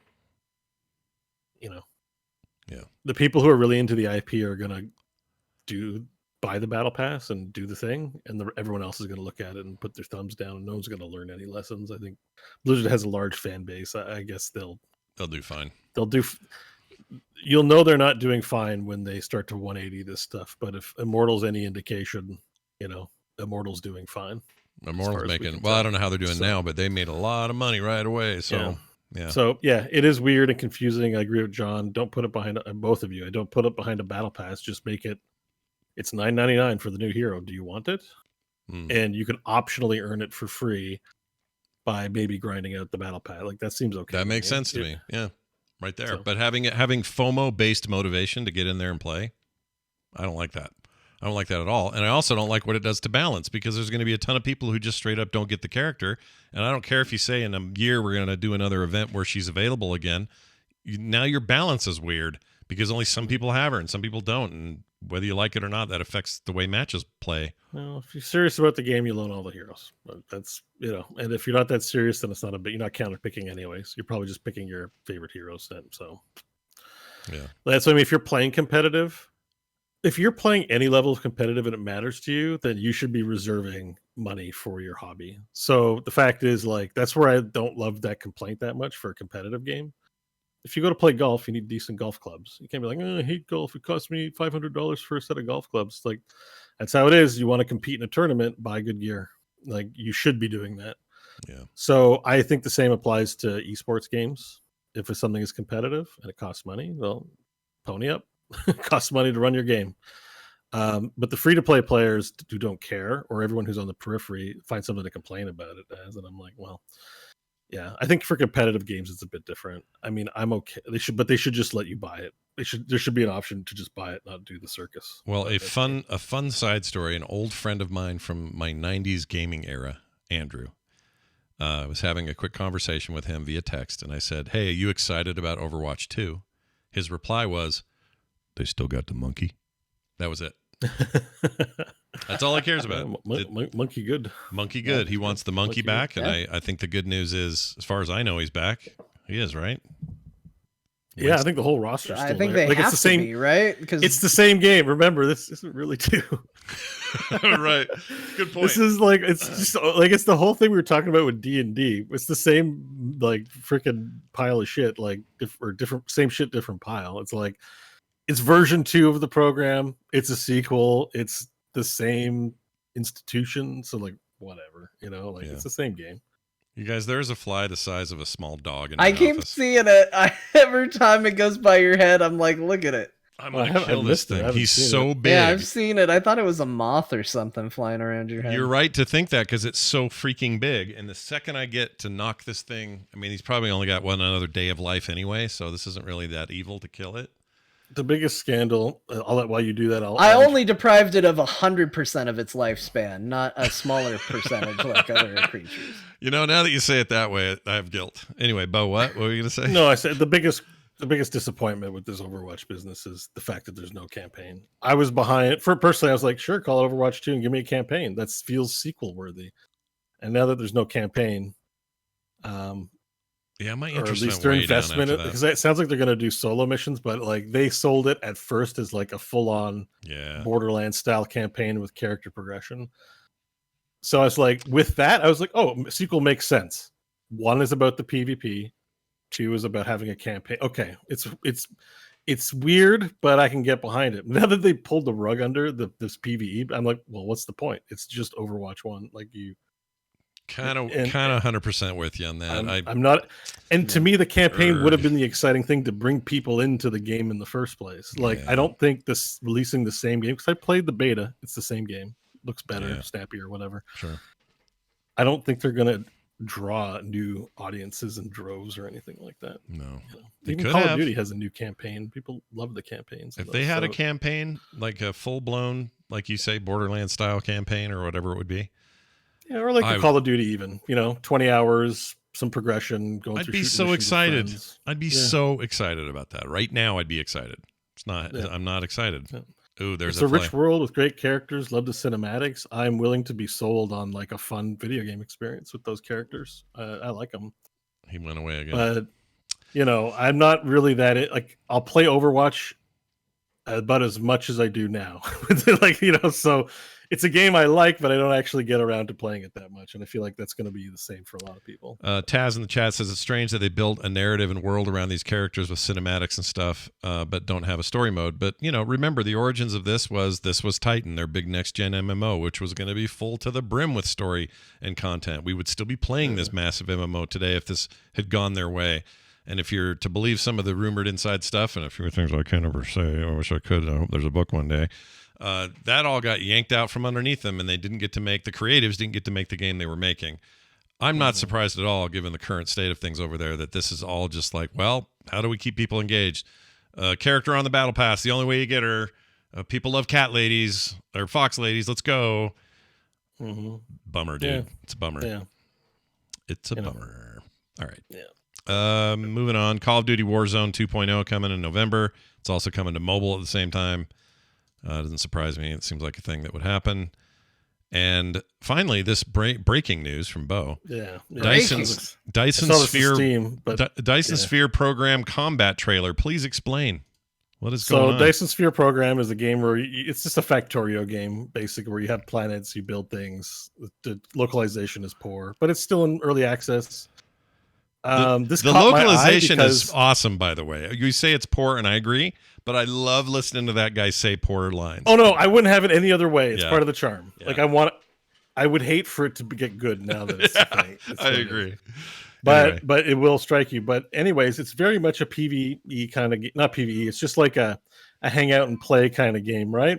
Just build things and there's not much interactivity with the world. Well, I saw this trailer because it is going to have combat where things try to come and destroy your factory lines and stuff like that. So what's interesting is I just thought it looked pretty badass. So I don't really know details other than it's exciting that this game's finally going to get like enemies to come shoot at your thing. Yeah. And I just love this game. Been in early access for a while, so it's nice to see a big hunk of. Maybe this means we're close to 1.0. I don't know.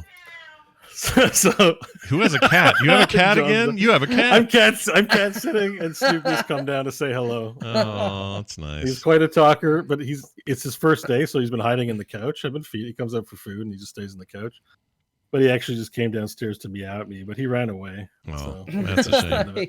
He's like, I "Oh, you're don't wanna be on the podcasting. internet." Sorry, didn't mean He's to very interrupt." loud meower though, very loud. Yeah. Like it's. Is pretty this the insane. same cat you were watching before, or a different cat? Yeah. My Okay. friend Mike's gone to Spain for 2 weeks. Oh, geez. yeah, that's fancy. So Okay. he'll be traveling in Spain, and Snoopy's going to be staying with me. I wonder if it's true that the women in Spain play mainly in the rain. How's that Careful go? now. What's the phrase? Well, there's a phrase. There's an old term. How's it The go? women in Spain like the rain. Is that Is that the I've never heard one? this. It's something like that. I don't know what it is. Oh my Well, gosh, I don't- look at this. Just because it's an old term, I think means Bo's cautionary careful is even more appropriate, because usually if something's an old term, you should be more careful. That's like, a good point. If it's an old saying, is like there's a 1 in 2 chance that it involves, you know, some stereotypically racist, misogynistic thing about the women and what they like or whatever, you know. So That's true. Oh no, I know what it is. The rain in Spain falls mainly on the plain. It's got nothing to do with women. Okay, great. Well, I'm glad to hear it. I'm glad to hear it. Maybe I'm thinking of the Glad French... you dodged that bullet for us, Scott. Good job. Well, what's the dance? Something dances. The naked ladies dance. Oh, is a place in France where the naked ladies dance. That's what I've done. I have combined the two things. I've conflated them. Sorry. By the way, just a quick side note, your little robot worker guy apparently can fly up to that giant matrix of defense and offensive stuff. That's crazy. Oh, yeah. Like there's space travel. You can go to all the planets and stuff in this game. You're not just stuck on one planet. You have a whole galaxy, right? Yeah, but I didn't know you could do like look at the complexity. This stuff looks new, but yeah, I think you can build your own battle fleets to defend and stuff. I mean, this game has a crazy amount of detail. I have not made it through to the end on the tech tree by any stretch. It gets so crazy. Like, anyways, this game's awesome. I got to reinstall and play. It seems like it's going places. By the way, just so you're aware, there's no cloud saving on this game. So every time I uninstall it, I always forget and lose my save files. Shit. When I reinstall, I'm like, oh no, I got to start at the beginning. But it's fine because I have no idea. When I come back after like months of not playing, I'm like, I don't understand anything about how my factory lines work. I'm just like, what does this make? It's the kind of game you want to start fresh. And there's anyway. updates all the time, which break saves, so it's fine. But like the size of these space battles looks insane. Like I'm just like, oh man, these space battles look nuts. Yeah, I'm a little worried about the way they're editing it because it actually seems like the frame rate takes a serious dip during the battle on these edits. I don't know. Yeah, it's an early access. You know, they're gonna make the cool thing and work it out. It's fine. But seems neat. I got to get back to that. This game is like really something else. Honestly, it's so cool. I got to get back to it. This planet covered in cannons. Yeah, what the frick, dude? That's some defense right there. Well, it's because you're nervous. Look at you, your little worker dude, and you're like, oh shit, look at this, guys. There's a big old deal going on. Oh, your little guy can shoot rockets too. Oh man, that's what I mean. Like this is exciting addition to this game. Like it's weird. This game had no combat previously, and then they're introducing combat with like thousands of enemies. I know. Like it goes from 0 to like 1,000 in like 2 seconds. It's like Sins of the Solar Empire. Suddenly, it's like a totally different game. Do you think? I'm sure this is probably optional in the. Like, look at all the I don't know if you're at the party. Yeah, look at all the lasers shooting from the planet. Yeah, that's wild. Like because that's really foreign in a game. Like I'm like they're putting what in the game? Like holy shit! Like that looks amazing.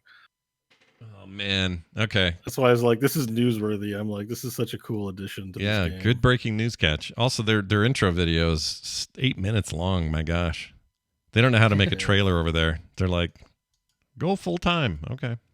No, I think it's like a couple of dudes. Like I don't think it's a big development team. Yeah, it's a small group, right? I know they're the Chinese developer, but man, their translations are so good. You guys.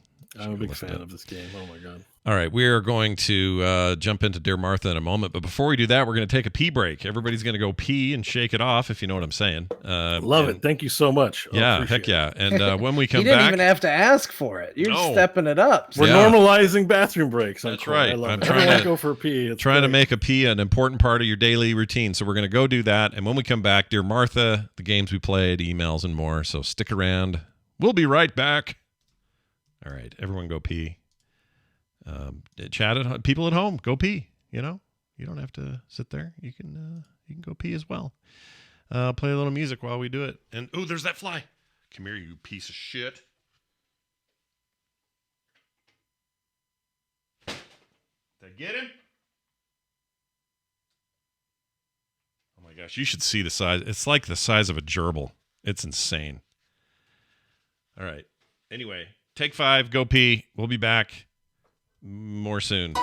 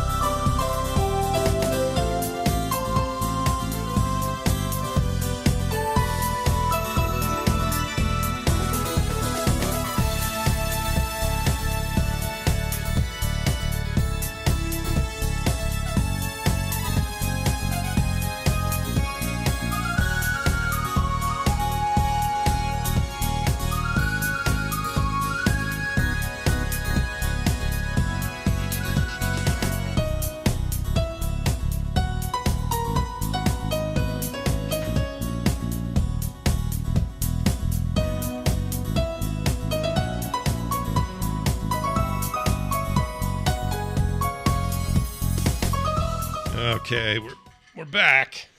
We're Almost. back. It's us. We're back. Me and John peed. I'm guessing Bo pooed. I don't know. I don't see him yet. Do you know what's the Korean K-pop girls on his screen? Do you know what that is?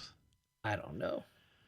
I'm looking at it. I can't figure it out. He's got Damon Targaryen, Damon. Yeah, he's got Commando, but with Phil Spencer photoshopped with some Xbox business. Yeah, who there. are these girls?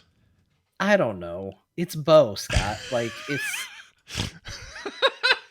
I mean, he showed up as Artanis tonight. I know I'm expecting the unexpected, but I just don't know who these girls are. Does chat, you guys know? Yeah, the Pink Girls. Who is this, a group? Probably a popular K-pop group I don't know about. I don't know, man. I have no idea. Oh, I wish I could talk publicly about Scorn. I can't do it until the release date, but Scorn is cool, dude. I can say that. I can say Scorn is cool.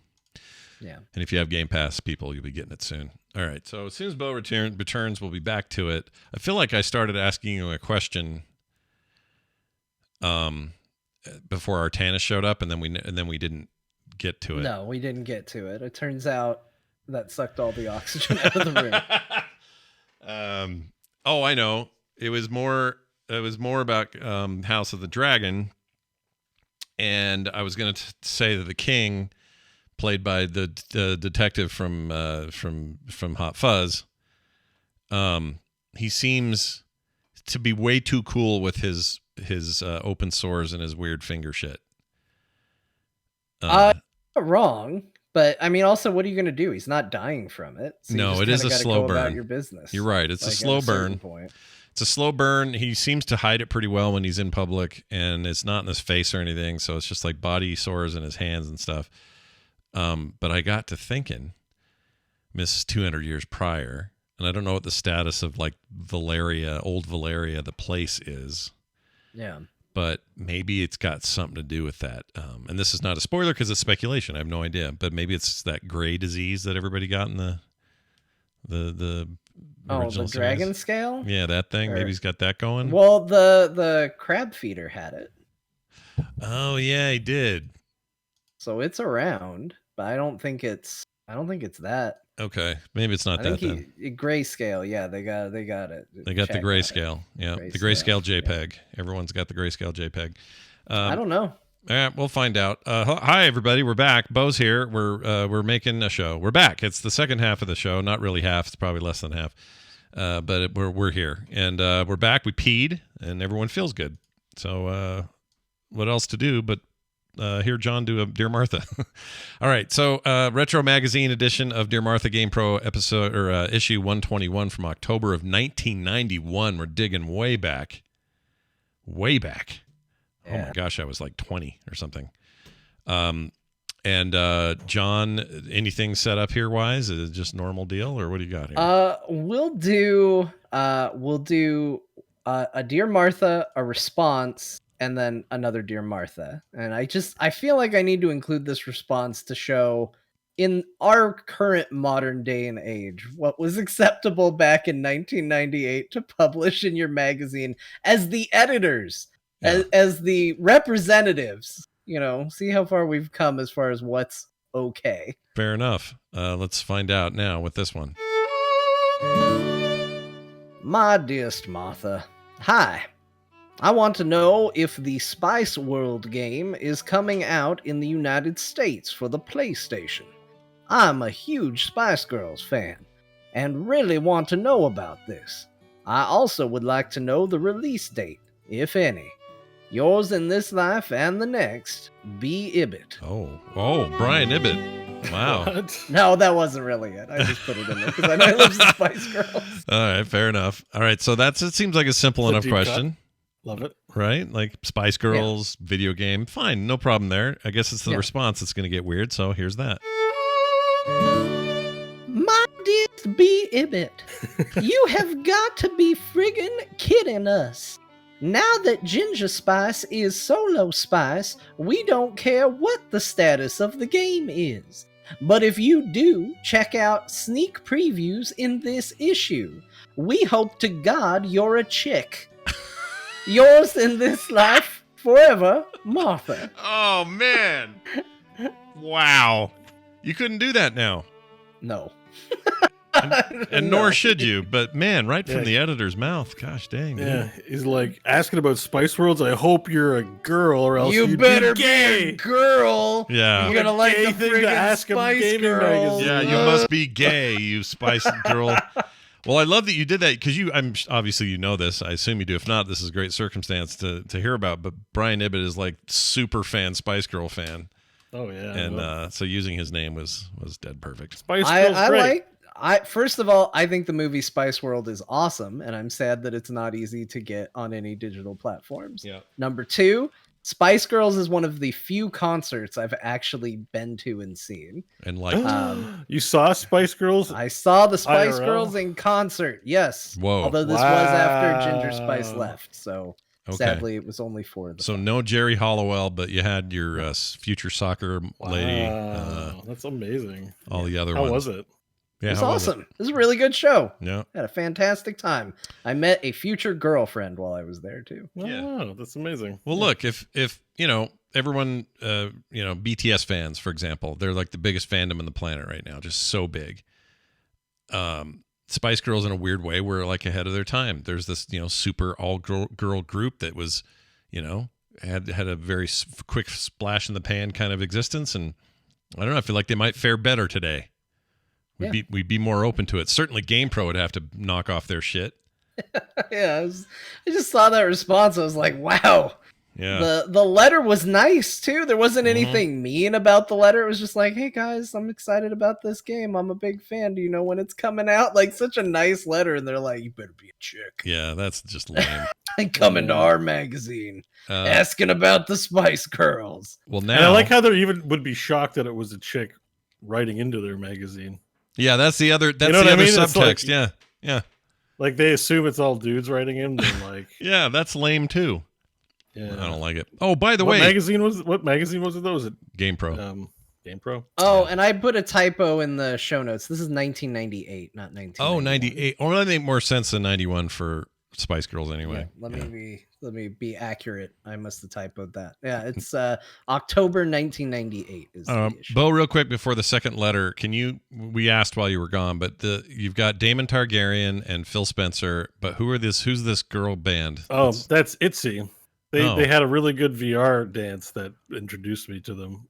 It was like their K-pop performance of their dance number, but it was really awesome. And then I'm like, I'm just like, oh, they're kind of good. I watched a few YouTube videos, and now my YouTube algorithm is all like, because K-pop stars do a lot of IRL shit. So it's like, here, check out ITZY, and they're like little feud, and it's like obviously fabricated. But I'm like, let me click it, and I'm like, oh no, I'm 40 and watching K-pop girl band. But I'm like, whatever.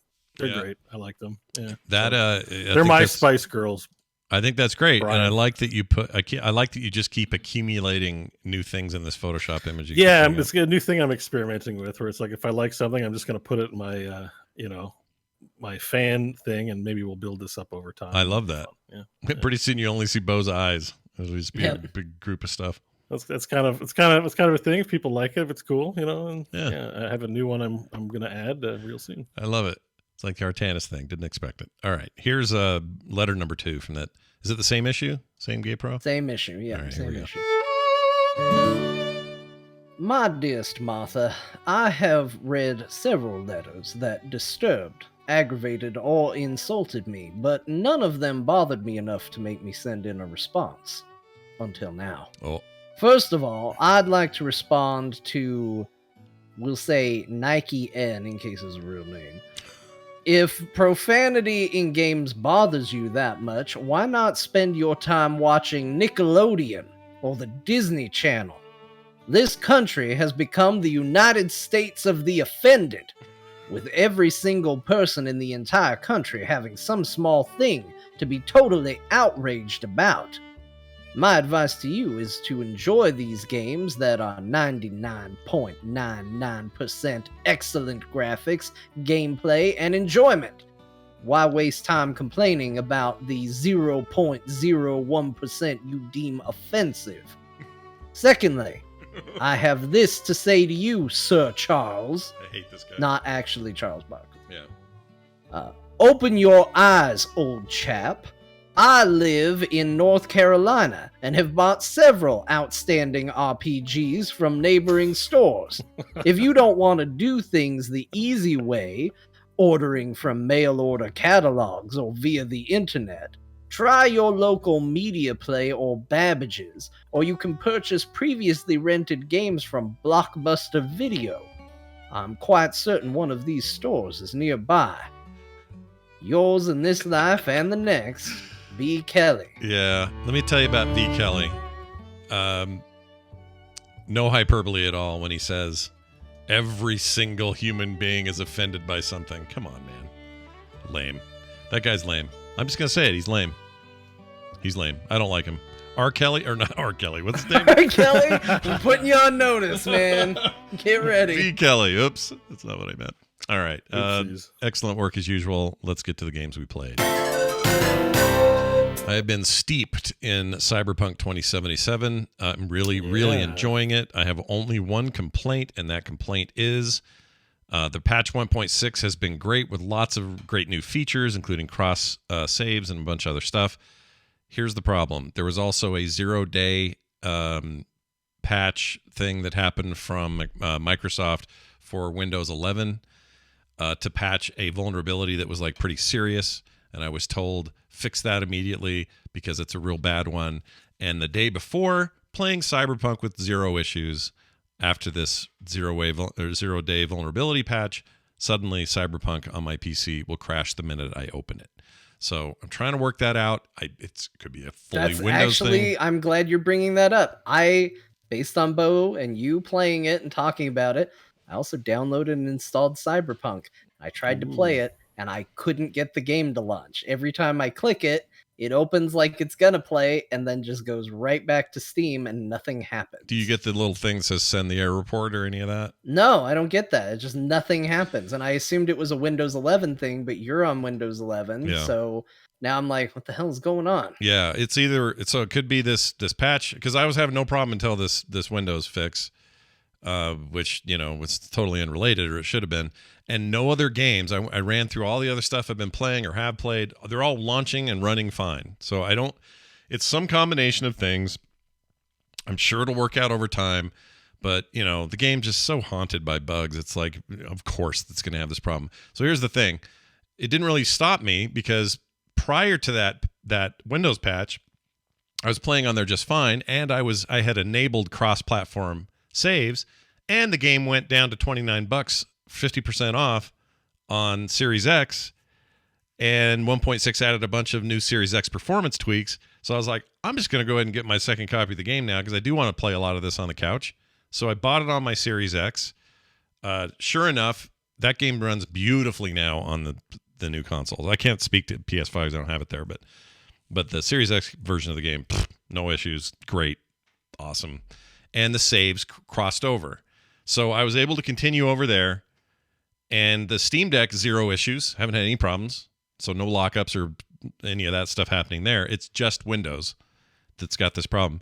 But the cool thing is now I've got these saves that are cloud-based and I can play it anywhere I want. So while the PC side works itself out, I got these other places to play and pick up right where I left off. So very happy about that. The cloud save thing's a little screwy right now. It doesn't always show up. Like your most immediate save will sometimes just not be there, but it is actually there. So they gotta work on some of that. It's not perfect, but I'm having a blast with that game. I'm even finally past. We've talked about this before, Bo, because you were, we brought up the point that hey, this is based on a property that came out in the 80s. This does try to faithfully lift some of the language of the content from that era. And it's not exactly what people think of when they think of Blade Runner or something. It's its own thing. And some of the words like corpo and gunk and, these slang terms that are kind of unique to that space. At first, it can kind of throw you and make you just go, oh, this is cornball. Like some of this dialogue just feels like it was ripped out of 89. That's because it is. Yeah. Yeah. But I've gotten past that. I'm good. It doesn't bother me anymore. And there have been some moments in this thing where I was really transfixed by what they were doing. And it's usually the moments where they've really gone far into the, you entering cyberspace by jacking into some computer, or you getting a Ripper Doc to give you a new whatever. It's the moments where they really just dive into like, that's the culture. Everyone's augmented except these monks. They have it all torn out of them, and they're pure from then on. And like these kind of concepts, world buildy sort of stuff, really working for me. Yeah, like they like it's the sort of thing, because I remember the early comments where it's like, oh, it's Borderlands. Everything is kind of one of those shitty everyone's an asshole worlds, right? Like life is cheap, Right. but they do kind of lean into the more human aspects of the commercialization of upgrades, right? Like, yeah, the whole cyberpunk aesthetic is like, and they really lean in the anime. They lean into it super hard, where it's like in order to be relevant, in order to compete, you've got to upgrade. Got to have hardware. You got to have hardware. Everyone's got to have, just like everyone now has to have a phone. Like, how are you going to get a job without a computer, phone, and internet? What do you do? Like, you're in the dark ages, like it's that, but in this world, it's neat. Like, like the storytelling is like it is the CD Projekt Red team. So even though like the surface level stuff, maybe it's cheesy and whatever, but like the overall storytelling is very good. It's very good, and it's deep, and some of those quests go much further than I expect. And there are characters I absolutely love in this thing. I really like Judy. I'm trying to romance her. I haven't gotten anywhere yet. And I'm a lady, so supposedly that's successful with her. So we'll see. But then it's a bit of a spoiler, but I found out the hard way. So I like Judy, and it was like when you get to that moment in the game where the romance can engage, can kick in. Yeah, she's like, no, I'm not. It's not. I like you, dude, but it's not really my thing. And speaking of John's Game Pro thing, the guy about the language, this game, man, like I got called a rancid C word today while I was trying to shoot a guy. It's like, okay, man, just dial it back. If you like foul language, I got good news for you. Yeah, great news. A ton of it. Yeah. Do you want to be Johnny Silverhand for a minute and then talk to your girlfriend right after sex, and she just has to sit there comfortably with no pants on as if that's normal? Like, there's a lot of moments in this game where you're like, are there any kids in here? Because make sure there's no kids in here. This game is not for the kids. And yeah, like Keanu Reeves is one of the worst ones. Because you're like, oh, it's Neo from the Matrix. It's like the complete opposite of that character. You know what I mean? Mm-hmm. He's for Johnny people Silverhand is a bastard. Like, he is such a dick. He is such a, not really a one-note character, but he really is like he's supposed to be held as like the cyberpunk, burn it all to the ground. Who cares? Everything's terrible about this world, And on the surface, it may seem a little 2D. The more I'm around him, the more I like it, though. I liked his character a lot. And and they made a good choice, I think, where you can play as him. Like you do sort of, because it's not a spoiler to say, because it's most of the game. The reason you're seeing Johnny Silverhand is because you have a chip melted into your brain, essentially, and his construct is part of your brain. So his personality is like, you guys are merging in this weird way. Mm-hmm. So he's like a bad influence. He's like, what are you trying to do? Save yourself? He's like, let's go burn that building down. And you're like, I don't know about that. They handle it really well too, because he shows up. This is not a new trope to have something a voice in your head that only you can see and hear. And lots of movies, TV shows, stories do that. I mean, in one of the Zelda games, you got like the fairy that helps you, like Link, hello, or whatever. Hello. He's like that, but like a terrible, awful influence version of that. He really is. And they handle it really well. It's just very cinematic. The vibe of the city really works for me. I love it at night. I don't know. There's just they get a lot of that stuff right. It's not a perfect game by any stretch, and certainly it's had a rough go with bugs since launch. But 1.6 feels like it's in a really great place. Other than my weird Windows issue, I feel really good with it. And having it run so well on my deck, have it run so well on console, and being able to jump back and forth when I'm in the mood to play wherever has been a treat. So that's been like mostly what I played. And as a result, the game is just there's so many memorable moments. Like even just the music, like the music's great. Soundtrack is like straight fire, A to really Z, good. Really good. And like going into places, hearing the like it's so obnoxious, but it's so of that world where Yeah, it fits. It 100% fits my jam for that stuff. So where are you in the main story? I'm now out in the outskirts doing stuff with Pan Am. Yeah, Pan Am. Yeah, The she's girl. great. Yeah. I tried to romance her too, and she was not having it. No, because she's into dudes. She likes dudes, and I felt like saying, "Hey, give me a mirror. I can go change. I can get a wiener. I can get a wiener real quick. It's not a problem." Yeah. But anyway.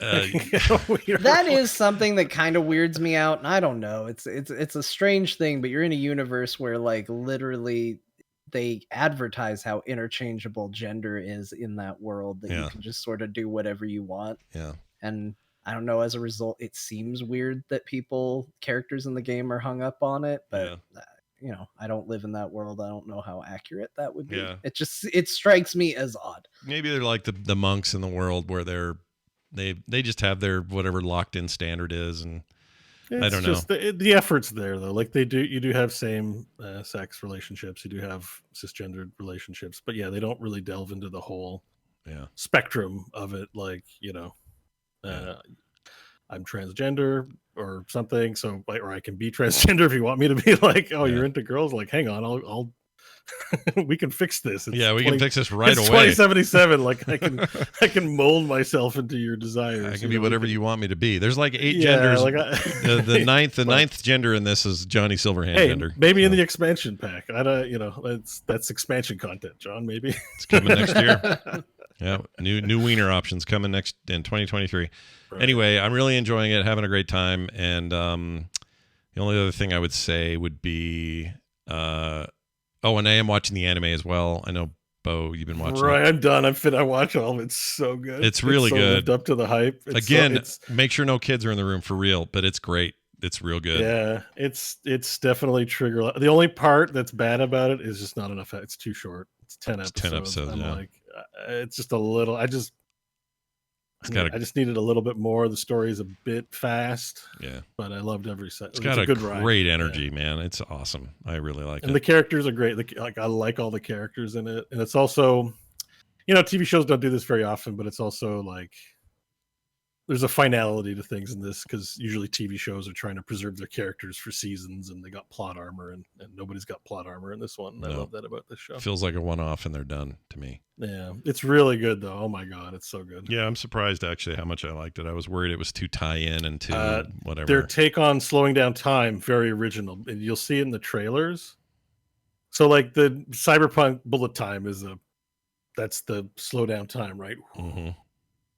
But in this one, they actually do a cool art thing where they show him frame by frame. Yeah.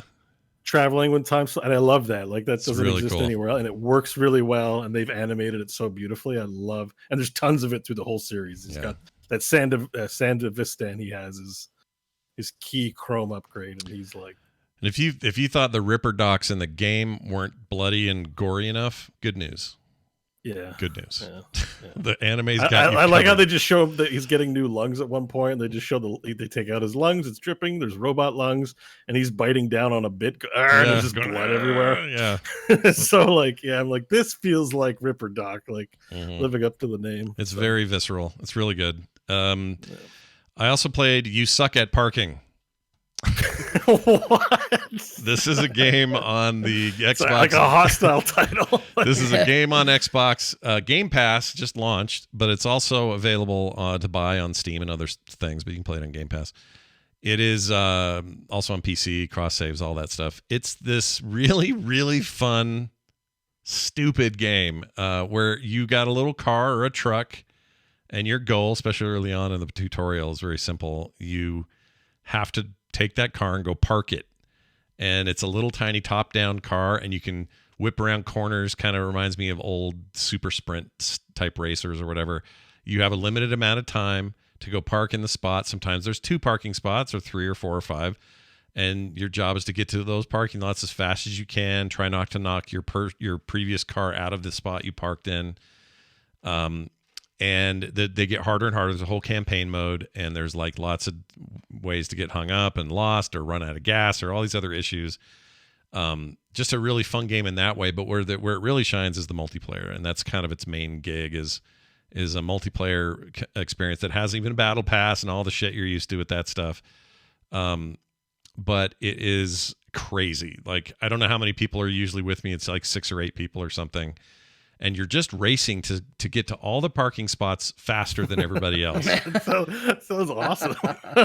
It's really great. I had some of the most laugh out loud fun the other night trying to park faster than other people. And the physics are great because you can bonk people out of the way. Very, fun competitive stuff like that. I don't know why the guy in this video keeps running into these red walls, but he's an idiot. Maybe he's just trying to show that they exist. But anyway, there's lots of obstacles and things that will kill you, so you want to be careful about certain parking jobs. You unlock new cars, new vans, new little trucks and stuff. It's mostly cosmetic, as far as I can tell. And you either rock at parking or you suck at it. And sucking at it means you'll lose. And I actually did pretty well. I was winning a lot of games in a row, and I got really hooked on it the other night.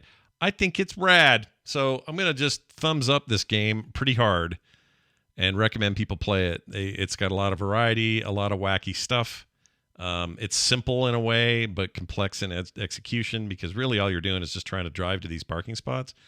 But when you're playing other people, especially, it's like, I got to be careful, or I got to watch this, or I got to beat that guy, or there's just a lot of complexity in the actual playing of it that I didn't expect, while keeping controls simple and all of that. And, tongue firmly in cheek and stuff, because it knows it's goofy, but I think it's a rad little game, and super fun. Looks awesome. Like, Yeah. I love the look of it too. Yeah, Like, got a good look for sure. real simple, clean look, and just Yeah. a cool idea. Yeah. I love games like this. I do and too. perfect for Game Pass. Like, games like this, again, perfect for Game Pass, because I don't know if I would ever spend money. Like, on the rare cases where I have it, I would Mhm. go, oh, well, I have to buy this game. Yep. But on Game Pass, I will 100% play this game. Yeah, no doubt. It's perfect for that. The only downside of it is this week has got like a bunch of really big major named releases on Game Pass. Yeah.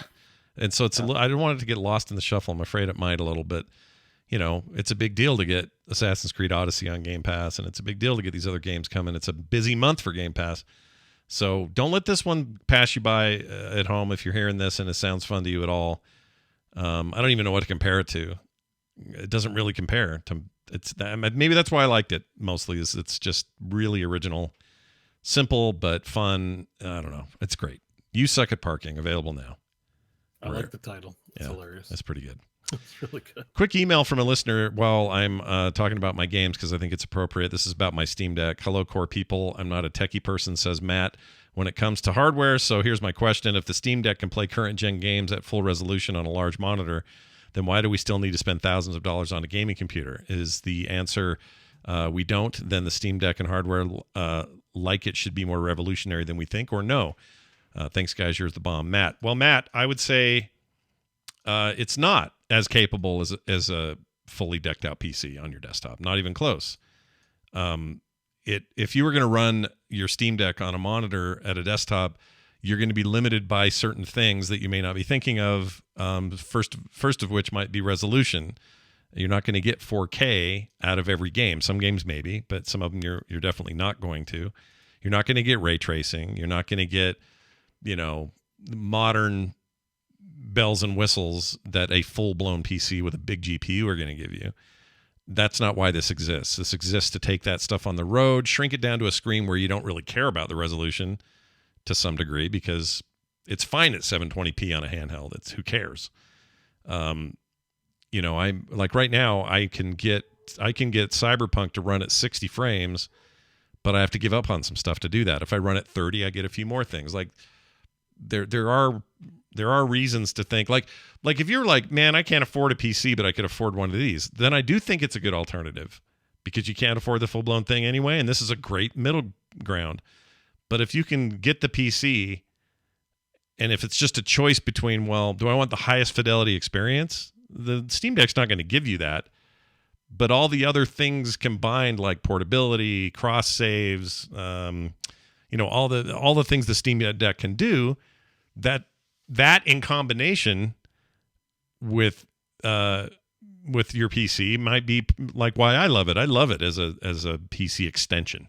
I absolutely love it for that. So So yeah. Yeah, I mean, I think PCs right now are in the enthusiast camp if you're spending a lot for them.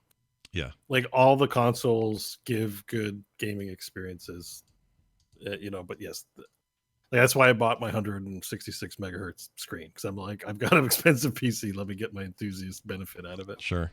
Well, To you said render it. more frames. You said it really well. I think that's the answer. Is like, do you want to just get by and have a basic good experience? Well, then get a Switch, get a PlayStation, get a Xbox, get a Steam Deck. Like, yes, that's the answer. Like the basic experience in 2022 is way better than you would have talked about 10 years ago. Oh, where it's easily. Like, clearly, you're missing out. Maybe even like 6 you're years not ago. necessarily missing out on something unmissable. So it's totally fine. But there are, VR experiences benefit from the PC. Mhm. And like you said, 4K and 1440, high resolutions, high frame rates are still only attainable on the PC.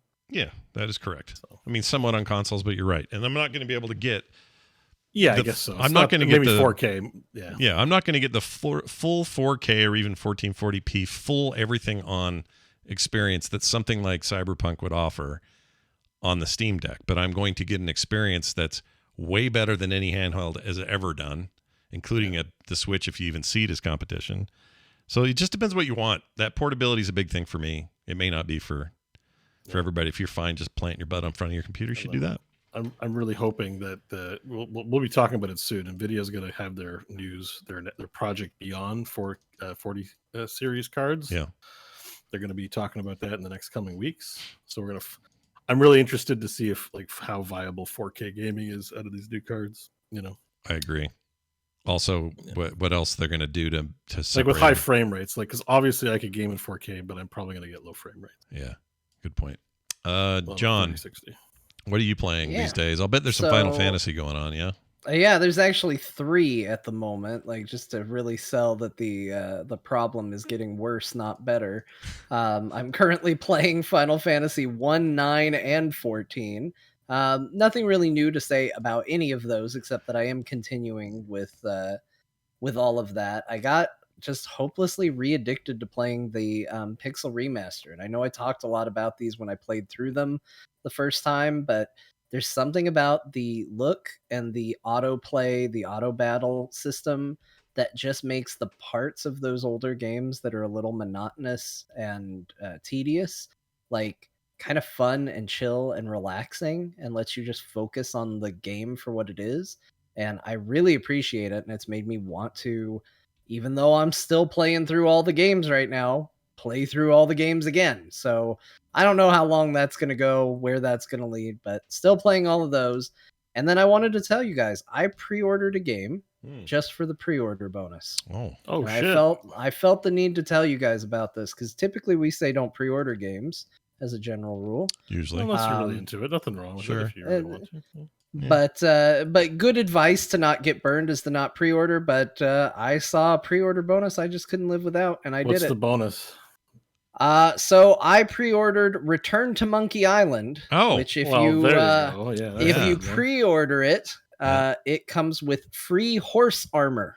Shut up. Shut up. So That's like almost a meme purchase. Like, It is they're one. memeing, right? It Like, is. So They have to I be want to memeing. read the description of what the horse armor is for this game.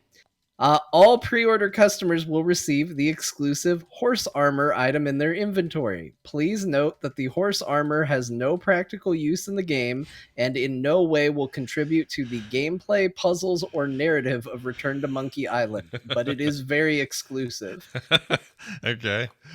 Wow. And there's something I love about the ultra honesty of just pre-order our game. Here's something stupid. It doesn't matter at all. It has literally no use, and we're ripping on old Elder Scrolls Oblivion business just a little bit. Mm-hmm. I really liked it. It made me laugh, and I was like, you know what, Monkey Island? You come out in a couple days anyway. I'm pre-ordering. Yeah, I'm gonna do it. I gotta get this. Get this horse armor. No harm. Yeah, why not? So. Especially only if it's a couple days. That's hardly. That's nothing. I think it comes out on the 19th of this month or something like that. So it's coming out soon. Tuesday, I I'm think. so excited. I love the Monkey Island games. This was kind of a no-brainer for me. I'm excited too. This is that one. This game got a little bit of got a bump in notability because people are complaining about the art style. Personally, I think this art style looks like it kicks ass. I'm so excited to play this game. I like it. Yeah. Probably good on the Steam Deck. Yeah, it probably is. I think it will. Yeah. I think it's a good game for that. Yep. But the big game I played to talk about this week, because it is, I heard, the most anticipated video game, is I played Metal Hellsinger, which is now available on Game Pass and has come out. And I'm going to tell you, this game kicks ass. This game is really good. Yeah. Oh, is it now? Yeah. I think this game is cool. The only thing I don't like about this game is how bad I am at keeping a beat. It's an embarrassment for the son of a drummer, but I'm gonna just say I'm not the best at it. I have a hard time with it. This game is cool though. It is like mixing the remake or re-release or whatever you want to call it, because I can't ever remember the year. The new Doom 2016. Doom 2016 with a rhythm game, and it's cool. It's super, super cool. The shooting feels good. It's got a very metal storyline. It's got a cool soundtrack, which I guess they went and made sure that all the music is okay to stream and okay to broadcast. You're not going to get any copyright strikes or any issues with it. Yeah, Really? they put out a big tweet Wow. about it, that they're like, don't worry about streamer modes, just play the game. Because it's the that's way it should be. This has got the So- System of the Down dude in it, right? He did some original songs for the game or something. So it's like got big names. It's not just throwaway music either. It's like, Yeah, good metal. I'm having a awesome time with it. I think this game is really cool. It's really fun. I think depending on how into like rhythm style games you are, your opinion on it might vary, but like running around and shooting, and even guns that have reload, like it kind of has, it's not exactly the same as like Gears of War's active reload, but like there's a shotgun in it, and there's a pretty long animation to reload the shotgun. But if you hit reload with the beat and with the rhythm, it reloads faster. So, and it has a very satisfying sound effect that goes with the beat when you're reloading. So it kind of all flows together. It kind of almost feels like you're playing a Christopher Nolan trailer, where weird. like you've got sound effects that are just going with the beat, and it sounds really cool as a result. Everything's just got a heavy metal vibe and look to it. It's a lot of demons and skeletons, and you look like you're fresh out of a Diablo game as a character yourself. I think this game is friggin' good. Yeah. So I wanted to would play this recommend today, and I everybody didn't have check it out. time. I really wanted to load it up, but I didn't. I'm glad somebody played it, because that's great news. I want to play this. Jeez. Interesting. Definitely very interesting. So Game Pass, also Steam, also it's all over the place. Let's see. Yeah, it is on Steam right now. I'm looking right now. Oh, the other thing I discovered, the only thing that I had a lot of trouble with, I'm not exactly sure why you pick which weapon, except I did find so like the weapon you start with is a sword, and then you get a skull that you shoot fire out of, and then you get a shotgun. And I found that, for faster beats, the shotgun was too slow to really keep a good rhythm with. So I was like, okay, well, I see a reason to go back to the skull. I'm not exactly sure why you go back to the sword. They haven't really differentiated like what weapons are for, except that there are different weapons. But I have discovered that I am incapable of keeping beat while holding a sword. There's something about, you give me a sword and I just want to swing it wildly and crazy as fast as possible. Guns, no problem. I can shoot to a beat pretty decently and do okay. As soon as the sword comes out, it falls apart horribly. But it looks like I'm having a lot of fun. I'm with looking at the video. It looks like with the shotgun, the difference is with the skull, it's do, and the shotgun's do. Like it's just skipping a beat, right? So you have to get used to that. I guess. But like the boss fights, I've found have different tempos in interesting ways. Oh, okay. So you get through and you get used to it, but then you get a boss and the tempo's a little bit quicker and a little bit faster. And I was like, oh, the shotgun isn't really doing it super great for this, although it's good when, like the ads come out during the boss fight. Like it was fine there. Sure. But I was having a hard time with it. I switched to the skull and I just started doing awesome. Wow. So I mean, it could be personal preference too. It could be there are people with the shotgun that are just like, no, it's super easy. Yeah, it But, could be. I struggle with it. So but I love this game. This game's super cool. I'm so excited to play this now. This is great. Okay, I got it on. I got a code for Steam, and I figured that'd be a great place to test it on the deck as well. So I'll report next week whether that's a viable platform to be playing this game on. I played it with mouse and keyboard, so I don't know how it goes with controller. Being a Game Pass game, I'm sure it works fine. Yeah. But I haven't tried it with controller. So Nice. All right. Well, you've convinced me to give that a go. I'm excited about that. It looks sweet. Bo, before you tell me about your games, I got an email for you. Oh, email. Let's hear it. It says, this is from Cyberpope, which sounds very cyberpunk. I love that. I am the Cyberpope. He says this before, or it says, sorry, I was reading the thing that I wrote for the header. Regarding monitors, displays and stuff, Bo, this year we have Quantum Dot, or QDOLED, the next generation of display tech coming to monitors finally. Just saying there's more to monitors than just frame rate and resolution, color accuracy, HDR performance, and contrast ratios, etc. And then there's a link to this. Does that jump at you at all? Any interest in getting your hands on the latest tech when it comes to displays? I mean, yeah. So the prices on these things are quite high. So like when you start getting into enthusiast monitors, they are expensive. Of course, I would take the best of everything every time. Yeah. If budget wasn't a consideration, right? Sure. But yeah, sure. I mean, really. So this is a 4K mod. I'm just sort of looking at the link here. Yeah. I don't like curved displays. I mean, I Not don't a hate fan. them, but I think I prefer flat monitor. Yeah. Is this an ultra wide? I think it is. Yeah, it is. Yeah, not a big fan of the ultra wide simply because I don't think you're going to look at the whole screen, and it's just hard to one-to-one with streaming, which is something I do, so I'm not really super interested in it. Yeah. But yeah, I mean, I do want a higher resolution monitor. There's lots to think about. All I know is I looked at the 4K monitors, and they were like, with a good refresh, they're in the $1,000 and up, and I'm like, ooh, I might as well just buy a big TV or something, you know. Like I feel like I'm getting into television territory when it comes to spending $1,000. So that's what I'm trying to find is the price on this one. There's not one yet. If they don't show you, it's considerable. Yeah. I also realized I'm like hooked on 31-inch monitors. It was just lucky that the one I got was also 31-inch, but a lot of what I looked at was like they're 25 to 27, and I'm like, no, I like having big monitors. Yeah. Again, that's more price because the big monitors. It's a sweet spot though, right? Because anything bigger than that, it feels insane. Yeah, like I've used my TV, my 50-inch TV as a monitor, and I'm like, it's pretty big. Like, you know, it's not big. The best, but it's cool. It's cool for some games and stuff. You really, you know, before VR was a thing, getting immersed in a giant video game was the way to do it. Yeah. But you know, the pixels are really big when you're sitting that close. So, yeah, 31 is sweet. I like the 31-inch monitors myself. Nice.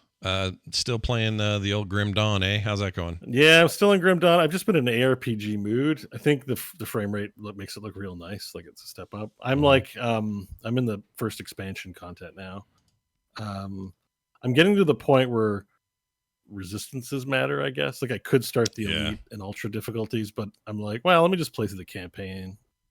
Like, so I'm kind of invincible, and then all of a sudden I'm not resistant to a damage type, and I get mowed over, which is, I don't know, it's not the most interesting itemization gameplay to be trying to finagle your resistances, but it's been all right. I think I'm ready to move on soon, but because it is fairly like, I don't know. I'm at the point where item science is really important, but I'm just kind of casually going through the game, so I'm still leveling. I'm at level 61 or something like that. So I'm like, the level cap's 100, so I don't like investing in too much gear when you're going to out gear it in a few levels. Like, so I'm not sure if the level, it'll still take a long time to reach levels. Mm-hmm. So stuff's getting challenging, and I'm sort of, I want to play other games, but I'm really hooked on Grim Dawn. It's a gives you that Zen really ARPG experience, and that's just kind of what I've been doing. It's interesting you said that about the resistances. There's definitely a moment around 30 to 40 where I felt like I was never, or I had to change my approach to what gear I would accept so that I could have the resistances I needed. because it gets crazy. Like, you know, Yeah, you used to yeah. melt I mean, people with certain gear, and then later it's like, oh my gosh, if I don't get more poison resist, I'm dead. Mostly in the main game, it's okay, but you know, there's those skeleton key dungeons where Yeah. you can't rift out, and if you die, then that's it, you're done. Yeah. I mean, I have quests to do in there, so I'm like, I've died out of a few of those. I'm like, okay, you know, because the game's mostly easy. It's on the easiest mode, but yeah, I heard the way to do it is to get everything in the basic difficulty, then do elite really quickly, then do the ultra difficulty as sort of the main end game kind of thing. But it's like Diablo 3. It's playing the game over and over again. Right. I don't know. I don't know. I love the game. I enjoy it, but there's a part of me that wants to move on. I'm thinking of starting up War Tales pretty soon. Oh yeah, War Tales updates look good.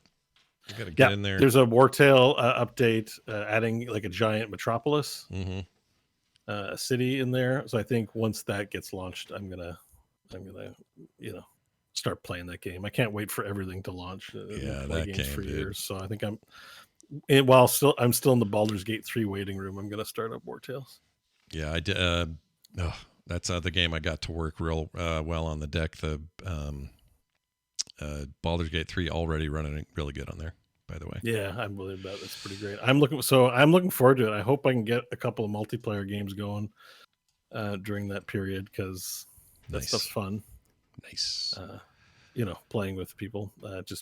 So I'm suggesting it to you guys because I'd obviously love to play Sure. TTRPG with you guys. But I do like that you wrote here Cyberpunk Edge Rubbers. That's cool. yeah, that was a typo I did in our chat, and I was like, "Oh, it's funny." It's Should called keep Edge it. Rubbers.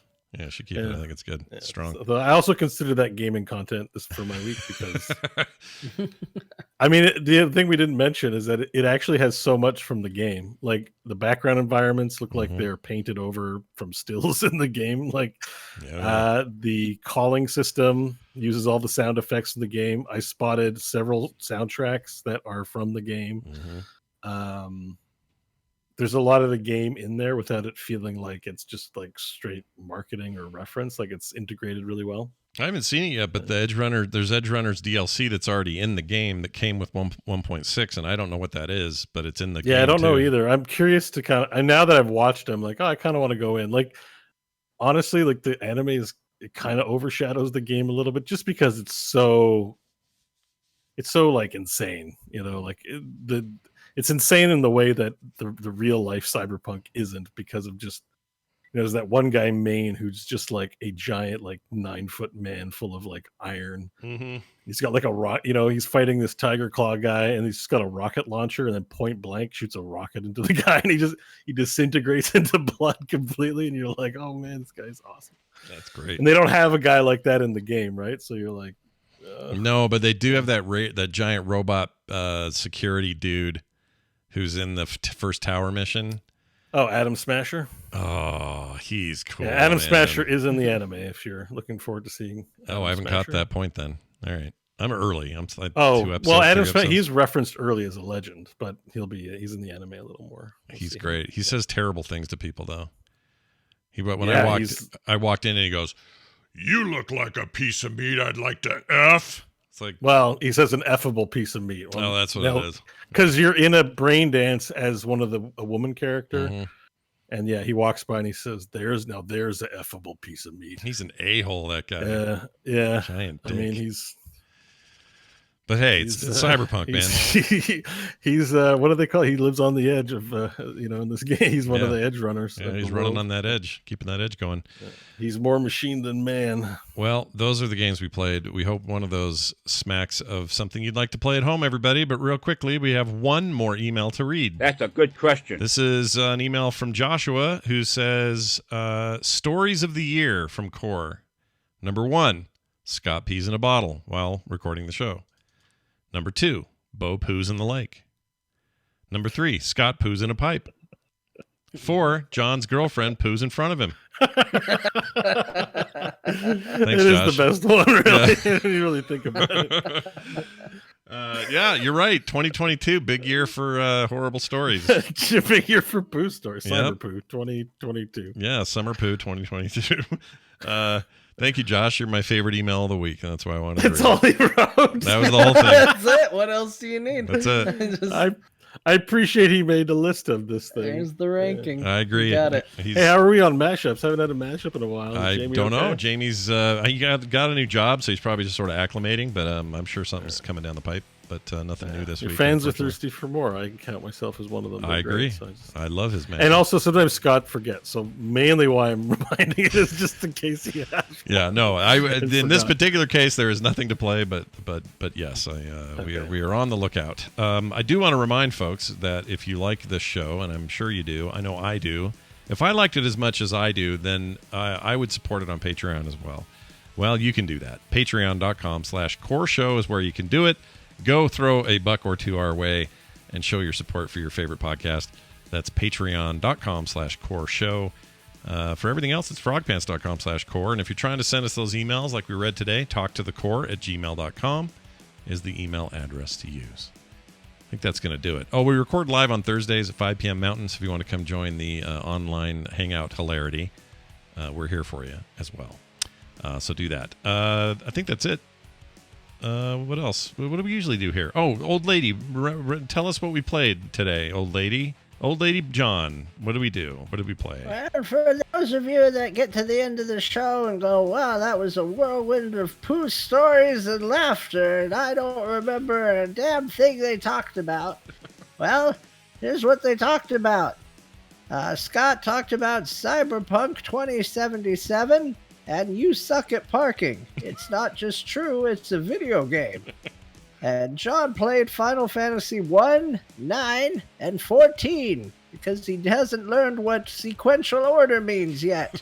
He also pre-ordered Return to Monkey Island and played Metal Hellsinger, the most anticipated video game. Award-winning, as a matter of fact. Wow.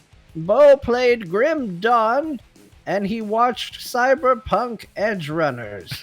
Because apparently now we've gotten to the point where we celebrate sitting on your ass watching television in this segment. You're not wrong. Nice sum up, Grandma. You did great. She's fired up today, I guess. She is fired up. Yeah, she's full of piss and vinegar. All right, that's it, everybody. Thanks for listening. Also, yes, there is a story about Bo peeing on himself. That's also a big winner this year, but sadly, he didn't poo himself. Anyway, that'll do it for us. It doesn't make the poo list. No, it does not make the poo list. Pee list, no problem. We'll be If I would back. have pooed myself, then You'd never hear the end of it. It would be the ultimate story, and we'd all be happy. That's it. Thank you all for listening and being here and checking us out however you do it. Go play a video game. We'll see you next week.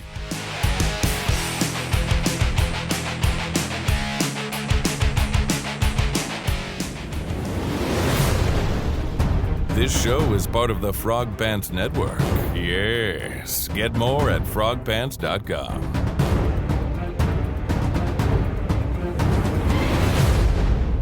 That's right. We all have that attitude. The train will be rolling in no time. Let's do it. Okay. Did you guys know that some is of that the from